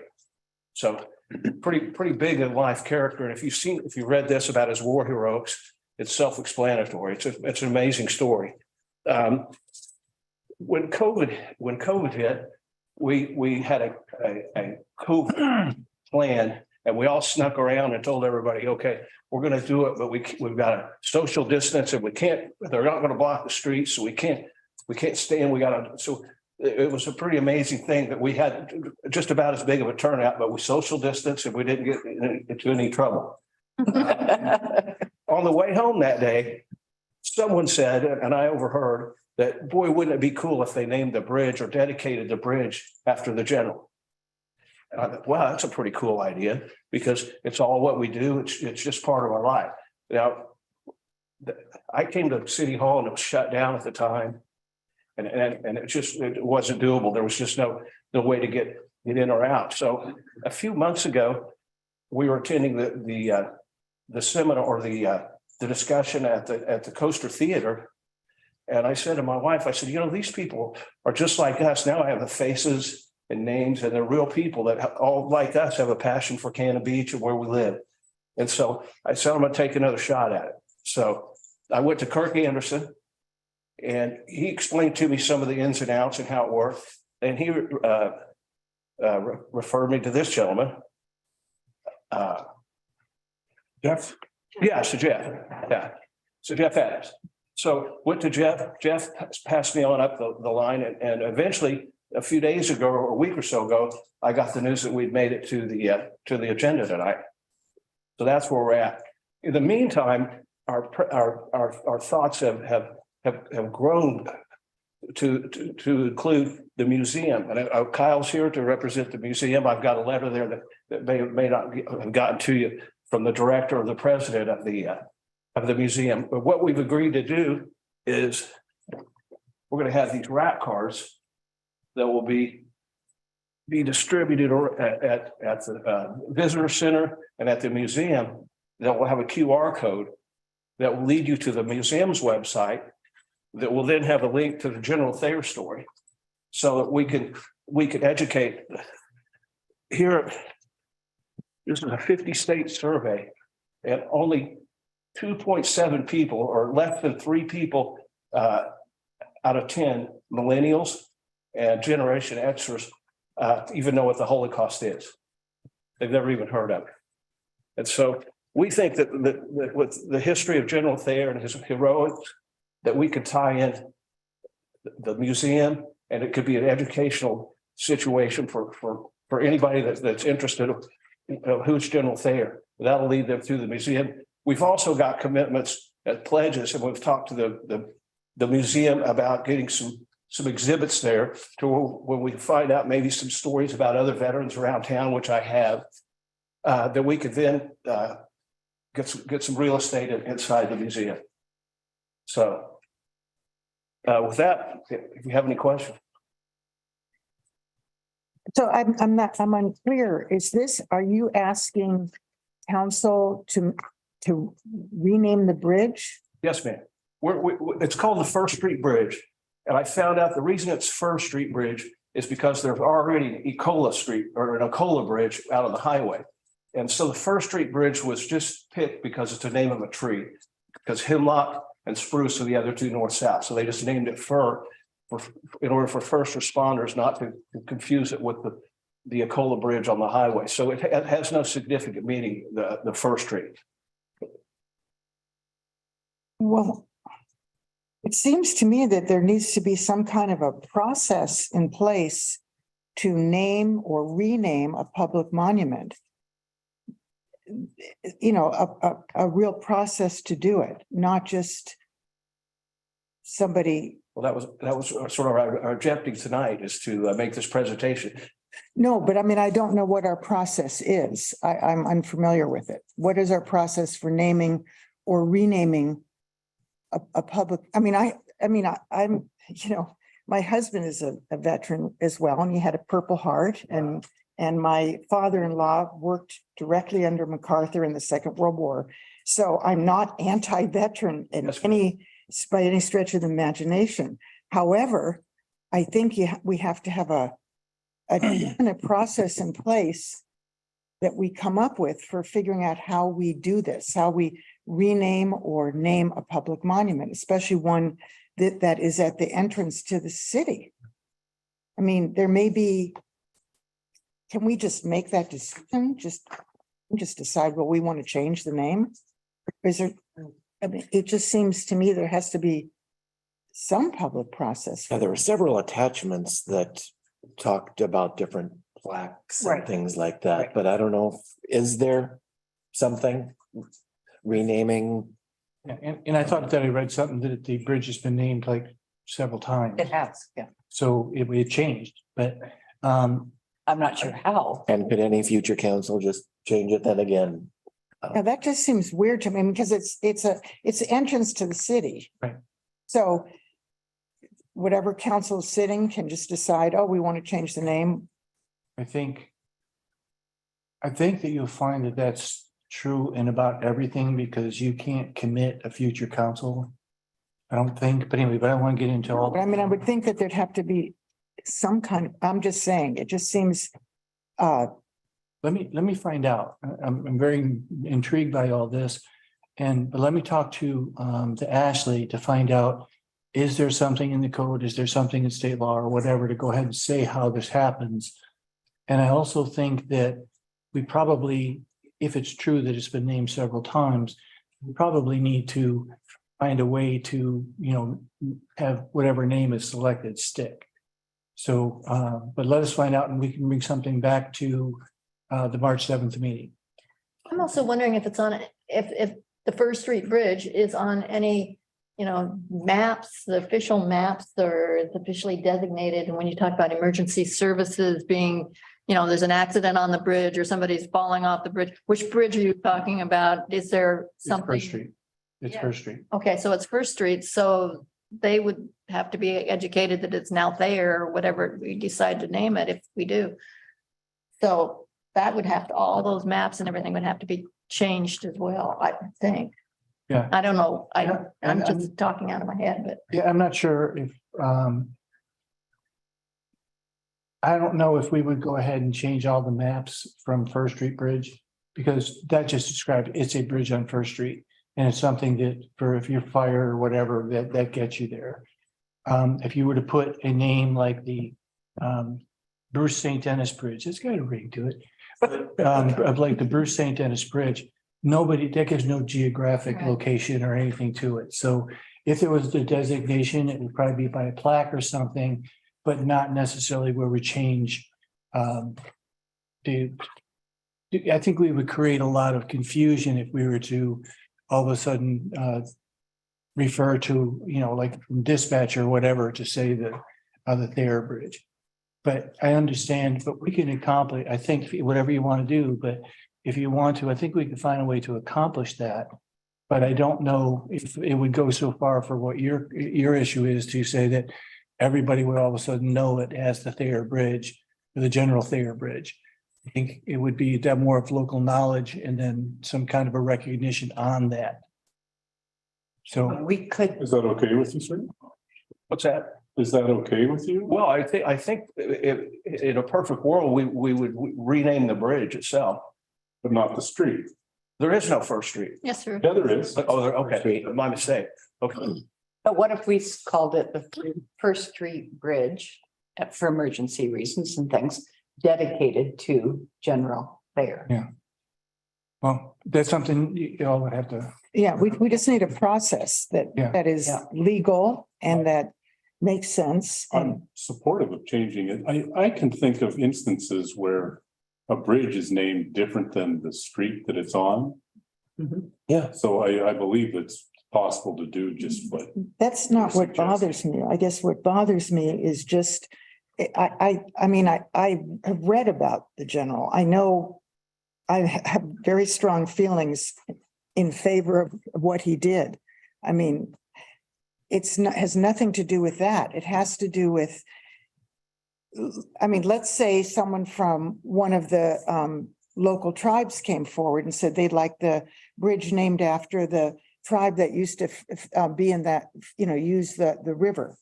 Okay, I mean, What may I add that you guys would also be acknowledging the work and the charity events that we've done at the American Legion. We put the flags out on all the holidays. Nancy Teagle has thousands of gifts that they distribute to all the kids at Christmas time. You can't even get into the Legion. There's so much stuff to give away. I don't think any of us are saying we don't want to honor Right. yeah, this person. I think we just need to come up with How to do it. how we do it. right. And because we need to do it right. Okay, Because General Thayer would want it done right. that's true. Yes. That's right. Yeah, that's really And what I it's agree a with- process. because I just wanted to express my support for the idea. And we are all in Because agreement. clearly we're not doing it in. I think so. No, and I think that the museum, that would be great. That would educate people. They're real excited about it. That's fantastic because that would give people, a lot of people have never heard of him. So that would give them some education. Right. And Oh, and the whole. get a millennial to go to the museum. I think you're right, Lisa. We do need a process or procedure of some kind because there are other things probably in the city that could be renamed. And so if we're gonna follow a process, if we're gonna do this, then we need a process to work from. Is this So another thing Something that, else comes up. that goes back to parks? I mean, Yeah, obviously they you know. handle all It the might be. plaques and memorials and, There's not a lot of those. I think that the city is taking or gone towards a position that if people want to, name something or whatever, I'm sorry, if they want to buy something for the city, be it some statuary or a bench, the recognition is in the fan shell. Hey, guys. Can I say something? Oh, no. Because this has been done in Portland on numerous occasions. And we have Union Avenue, which is now Martin Luther King Boulevard. We have 39th, which is now Caesar Chavez. Portland Boulevard is now Roosevelt Park. Great. So Eric, There is someplace a way to do Eric, and that's why we're gonna have our city attorney work on the process part of it. Yeah. Thank you. Yeah, I don't think anyone's against the idea of it. I think that, Okay, thank you. So we will, Bruce will contact her and find the process that we can do it, and then we will discuss it again at our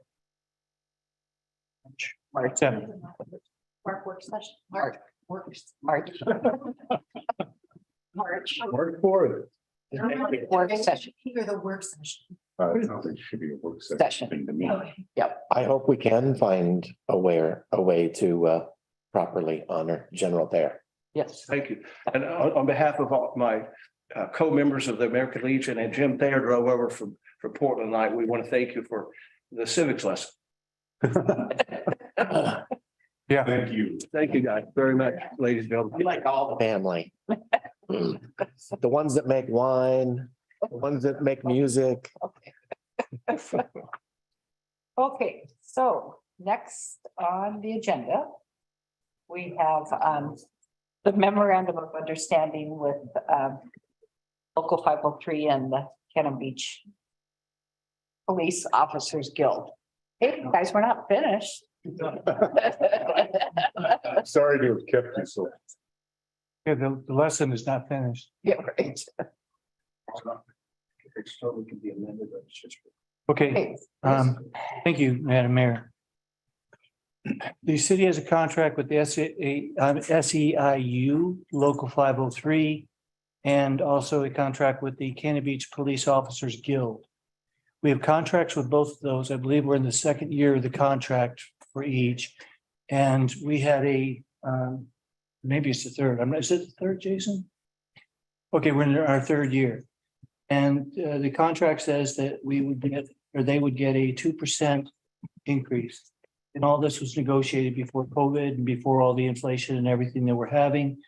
And so last year, in support of our folks, because we don't, this is one of those things that we can say, yeah, but you signed the contract and so we kind of win.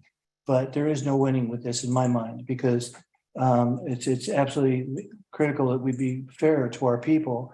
And also, we don't want to say, give the message that we don't care if you're going backwards. This is just something that's a benefit to, to our budget. And so last year we changed it from a 2% to a 5%. And that was done by a memo of understanding for both.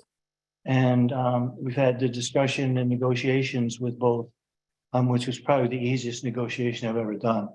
But we've got the MOUs for this. And the reason it's important to try to talk about these now is that they wouldn't go into effect until July 1st, but we need to know what the number is going to be for the budget. So that's the intention. Questions? You need a number today? Not so much, the recommendation, I'm sorry, the recommendation is to go from the 2%, which is in the contract, to 5%. Yes. And so right now, I guess I would ask I would ask you to agree to that, But if you don't agree to it, just tell me what you would want, and then we would get into another negotiation. What you feel you could approve. Okay, thank you. I was just unclear to me. Yeah, I'm sorry. Being asked for a response. Yeah. And yes, I'm supportive of going from 2 to 5. Thank you. But there seemed to be that we're going to discuss this at a later date. We're not making a decision now. No, Right. we will bring you back the MOU from each, because right now we have a contract with them that says it's 2%. So we will bring you a memo of understanding that says, we all agree that the 2% will go to 5%. Okay. You will take action on that, hopefully before we do budget.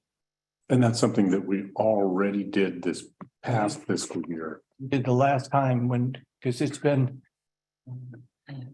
Everybody knows what's happened in the past 2 years. Sure. But when we did this, everybody was very comfortable. I think it was with a 5-2-2. But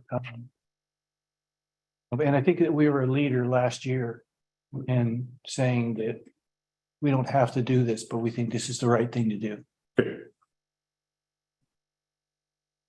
I don't know how the rest of you feel, but I would support 5. 5. It's a 1 year Yeah. increase from the contract. How do our salaries, our police officer salaries, compare to others in this area? We caught up, I think, really close to the last negotiation when Bruce came, which was great.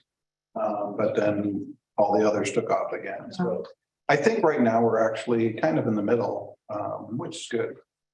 I think when we negotiated, we were in the upper middle.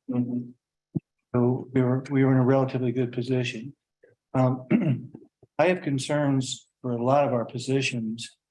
For example, we're going to be recruiting a planner. And I don't know how long Astoria went without a planner. And I've seen their salary range, and it's a lot higher than Jeff's. And so, I'm looking into a lot of those things. I think that what we'll come into with the department heads, it will be higher because I think there's 2 planners now. I think in this maybe 3, like Seaside, they have somebody that has got like a 1.5 years experience. They just had to fill the position and go. So we have an excellent team. And I will be looking at some of these positions possibly, I don't know if we'll go across the board, but the planner position and definitely our wastewater 3. There's only one wastewater 3, we have 2. Astoria, who has our previous wastewater 3, and then ours. There was a guy that in Astoria was backing us up, but he's gone to one of the cities down south. So to have all of the credentials that these folks have, we actually have agreements that our person will sign somebody else's stuff because somebody that's a 3 has to sign it. So I'm kind of, looking at how that can all be done, hopefully without causing anybody and, without causing hard feelings. But just from a market standpoint, there are certain positions that are almost impossible to fill right now. As a matter of fact, one thing that we're doing in case we need it is we're trying to make arrangements that we take over Jeff's lease, which goes up in April. So that if it's a question of, is there a place, not whether they can afford or whatever, is there a place I can live for a while I'm still looking? We would still try to go ahead and do that. We think that that's kind of like the next step in trying to assist in recruitment. I'm sure it would help. Yeah. I think we should stick with this. The 5% that we're supposed to be talking about. That could be- You're just scaring me more. Actually, No, that's, but 2% COLA is definitely on the low side, Yeah, very definitely. especially with the way things are right now. We're all okay with bringing back a MOU at 5%. Yes. Yes. okay. All right. Thank you so much. But I would like to talk about the scarcity of people at the retreat. Sure. Got that? Yep. Jen, thank you.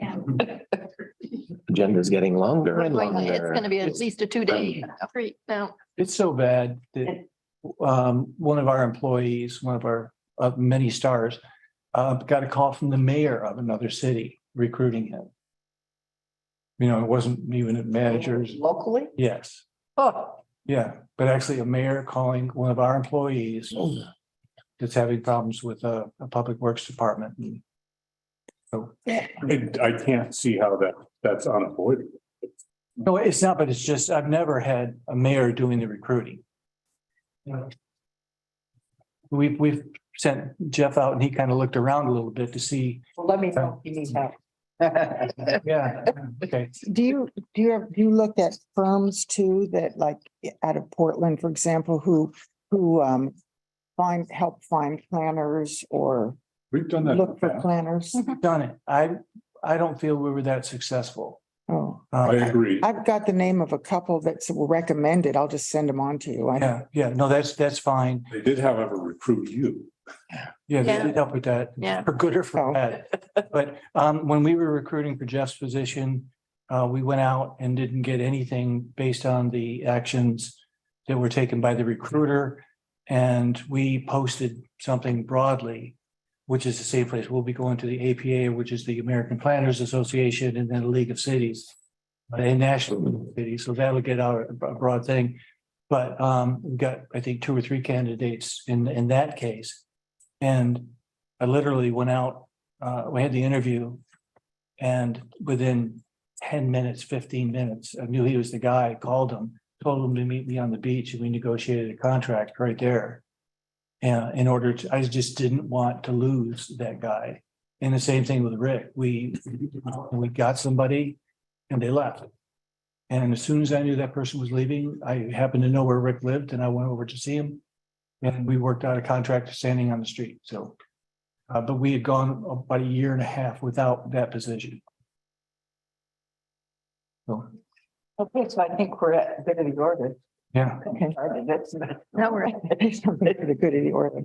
Okay, permanent classification policy. that had to do with the bridge. That was with the which bridge. I think something we're gonna have to talk. Well, I feel like I was hung out to dry on that issue. I really what? do. Well, because I think everybody here, I mean, saying that we needed to have a policy, it's obvious that we do have to have one A before process. a process, right, to do something like that. And then I felt like all the Legion was looking at me like I was some horrible person. My father-in-law was a colleague of General Thayer. They knew each other. So, and they were in the reserves together. So, I mean, I'm not anti-General Thayer. I know who he is. I know a lot about him from my And I family. didn't. But I just felt like that, it was sort of like, oh, no, we want him to be, yeah, that's true. But we also need to have a policy. You can't just have, maybe someone here would like to have a Will Benefield Bridge. I would, so I'm just saying that you have to, I felt like you guys left me hanging out there to dry, like I was against General I think Thayer. that's a good point, Lisa. To speak to that, I think the policy needs to be somewhat public Mhm. so that there isn't just, a group making a presentation and that there needs to be some more citizen input. Is that what I'm hearing? you Yes, say? yeah, And I'm not against that at all. And Right. I think it'll come from the city attorney that's maybe the way Exactly. we need to do it. but I sort of felt that I was not, and I think you all know that has to happen. Sure. But I didn't feel like I was backed up. It was I like think everyone, I agreed with you. I said, yeah, And I. well, I am sorry if you feel that. I do, but it's okay. I'm not mad at anybody. Well, that's good. I just feel disappointed that it's sort of like, well, wow, she's against General Thayer, No, I didn't get that. No, okay, I just. Yeah, I didn't either. I think that this is gonna be a Very sensitive issue, super sensitive. And that's why I was nervous to bring it up, but I felt like I had to. because I think it's really important. Like, again, what if a tribal member came and said they'd like it named after, you know, a tribal leader? I mean, you have to have a procedure for those kinds of things. You can't just, you know, even though you might love the American Legion, you don't. But I don't Yeah, think naming the bridge in honor of Thayer supports the Legion. well, they. So think that's it why does. that's why I tried to cut off the discussion when that happened. Yeah, I mean, how Um, many presents they give out at Christmas, all that stuff. I mean, sort of like But I tried you're to stop that. Scrooge or something. I Yeah. felt like Well, this. also to the point that the bridge has already been renamed twice. That's At not to least. say that it, At least. yeah, at least, not to say that that couldn't happen in the future. Right, was that council just sitting there saying, oh, yeah, you want the bridge named for, well, I mean, I name don't it know for, I how it mean, was you know, done. I think that's, you know, to your point, that we need to find out what the process is and right. And I'm sure the Martin Luther King, I'm sure the council just didn't go, all right, we're gonna do that and vote on it and then walk out of the room. And now it's Martin Luther King Boulevard. But I think there was, But I'm sure Ashley will be able to do that research to see how those Portland streets were renamed. Yes. right, right. That's what I'm thinking, almost in terms of a vote. You know, a referendum or something. I'm serious. I think it's something big. When you're talking about the entrance to a town or something as iconic as that bridge. Thank you for standing up for making Process. sure there's a process there. No, Yeah. I think that is critical. I think that the city's. And it was awkward. it was horribly awkward. I felt terrible. Actually, I still do. I think they faced it enough that they're saying, we'll be happy to take the bench, but we're gonna put the plaque in the band shell. Because of all, you know, the kind of things that people want. Yeah. You know, people have brought it, told us, do you want rocks? Do you want this? Mhm. And because everybody wants that memorial for a loved one. So, And I think that policy is working well. yeah, Um, right. to, but this is a whole different matter. Yeah, it was extremely sensitive because, you know, Yeah. And I don't know if we looked at that agenda item, should we have said? Now I'm questioning myself, should we have said, give us the process that we, you know, give us our process, how we rename something. Yeah, what I thought would happen is that that agenda, I'm sorry, the material presented would start a discussion about, well, how do we do this, whatever. But then when they showed up with everybody right. and all that, it really did change the, you know, what your environment was and trying to make a decision. I know it influenced me. But we can try to go ahead and pull this together by the retreat. Okay, because I think it put the council in a terrible position It to did. have that on the agenda. I'm really upset about it. well, it needed to come to us. at some Yeah, point. It had to go to you. You're the, you know. Yeah, but in the manner that it did, where you have all these people coming here and, you know, and Can't talking. control. No, I know, but it just, So the whole time I kept thinking, why are they here? well, I just felt like, It was a surprise. Yeah. I never anticipated that there would be a group that would come. And I was like, when I went outside and I'm like, what are these people here for? I came back and looked at the agenda to try to see what they might have been here. I did not pick that item. I didn't even. Well, I did, because when Nancy Teagle came in, I knew that it had to be. Yeah. American Legion. Yeah. There will Yeah. probably be an email tomorrow saying we're against veterans, but Well, Bruce has a meeting with Ashley on Tuesday and I've added a few topics from tonight. to it, so they'll be talking about it Tuesday. Well, actually, I'll send her an email tomorrow. Okay. Start, Because we're gonna make it a retreat topic now. if you want it to be. Sure, why not? I think with our retreat topics, we're gonna need to prioritize. Because we'll we have, come up with a second day at some We're point. gonna definitely have to come up with a second Yeah. day. okay, Yeah. but I mean, do we want to put it in alphabetical order? or- let's prioritize what should be on day one. Yeah. And then realize that we aren't gonna have to come up with a date. So how are we gonna do that? The priority list. To have to take a look at That's them. item one on the agenda. Is how to do a retreat. A suggestion is that we've been taking your suggestions as they come in. We had some of our own. That we go ahead, we put those down. And then maybe at the beginning of the retreat, or maybe we do it by, no, we can't do it by email. the beginning of the retreat, say, these are my priorities. You guys agree to what you think you want to be able to cover in day one. And then we'll see what's left and then decide if you want to have a day two, you know, in a while. Don't you think we should do that before the retreat? So if you need any, if we have any, we need any background information or any staff reports or anything having to do with some of those that we would have them then on the day of the retreat? I was And thinking, keep in mind the retreat's next Thursday. That's true. Yeah. Week from Thursday. yeah. Well, like with the last retreat, I think we did some small staff reports on the various items. And I would anticipate that we would do that again. But if there are anything. Well, depends. Do you want to provide direction as a result of the retreat? Or spend time and then come up with answers on certain topics? My thought is you just kind of see, I want you to make your imprint on this and say, this is how I want to go ahead and decide this without deciding that particular thing. If it has to do with land use, then, you know, I want this to happen when you present us with a land use thing, or this is what one of my problems is with the process. And so let's see what we can do with that. But We could prioritize 1 through 50 yeah, and the lowest number total. yeah. But like for the retreat, I would say it makes sense for you to decide if there's going to be memorials or whatever and how that would happen, but not to decide whether or not General Thayer is going to get one. Right. Which, by the way, they thought was going to happen tonight. I said, are you asking us to rename the bridge? Yeah. They said, yes. So they don't understand the. Right. process that So we they have. think that we turned him down. I was afraid that I thought they walked out thinking we agreed, so Oh, we won't know. Yeah. I know everybody's tired, long day, but we will do things either way, but my desire is to have you folks talk about things, kind of give us some direction. And then we work from there. There's just things, when do we have a public to be heard?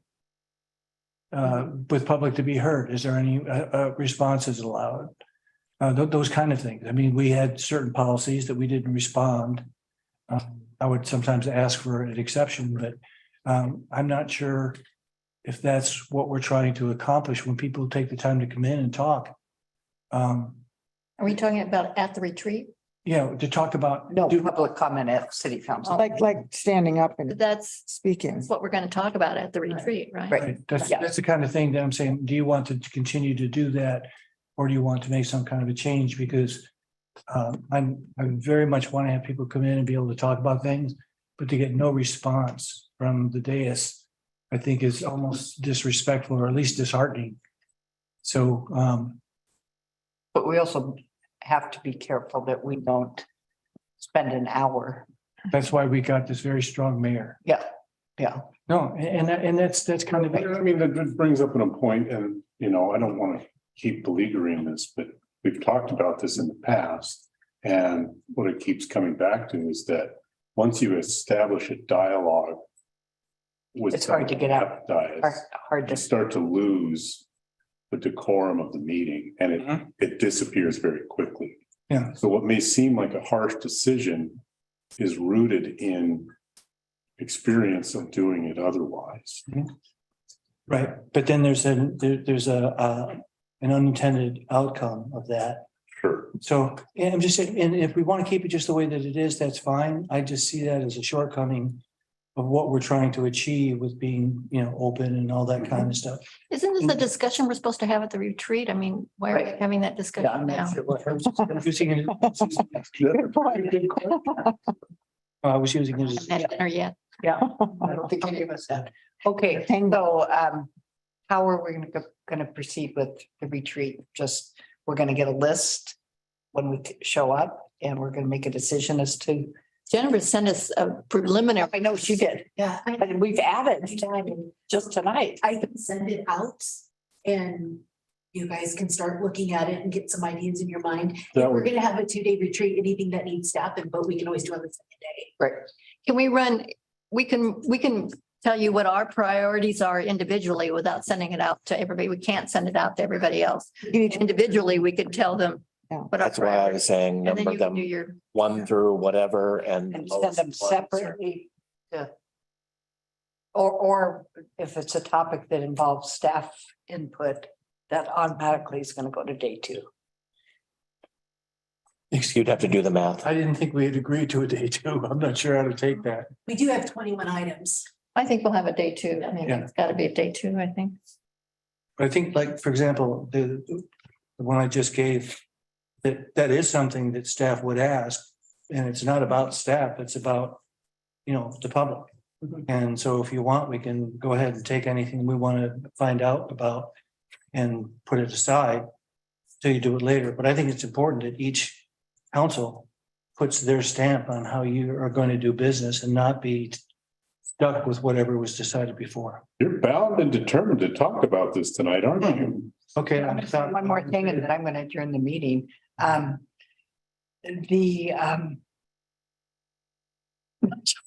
What I was gonna say, No.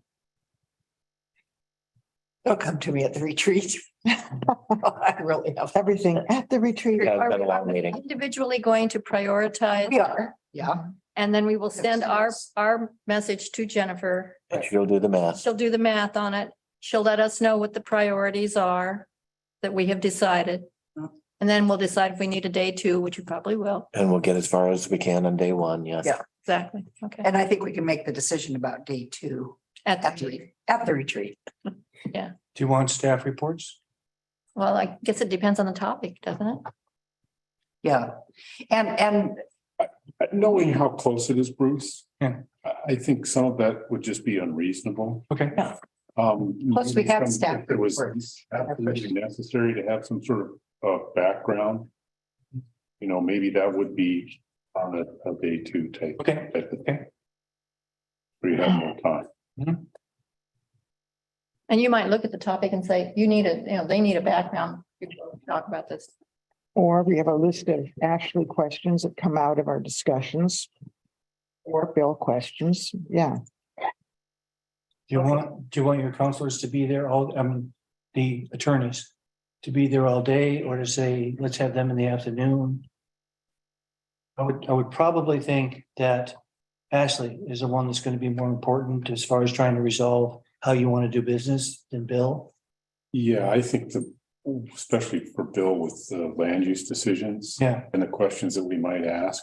Yeah, you Those can't. are all things that we need to handle. Plain executive Yeah, and if session. they're active cases, they should be in an exec And session. he's always available. Yeah. He is, I'd be spectacular about responding to an email or phone call. Do you want me to set a window for Ashley or just no attorneys? Do you want to set Ashley for day 2? So we have our questions in line. I don't want to waste her time or waste the city's money.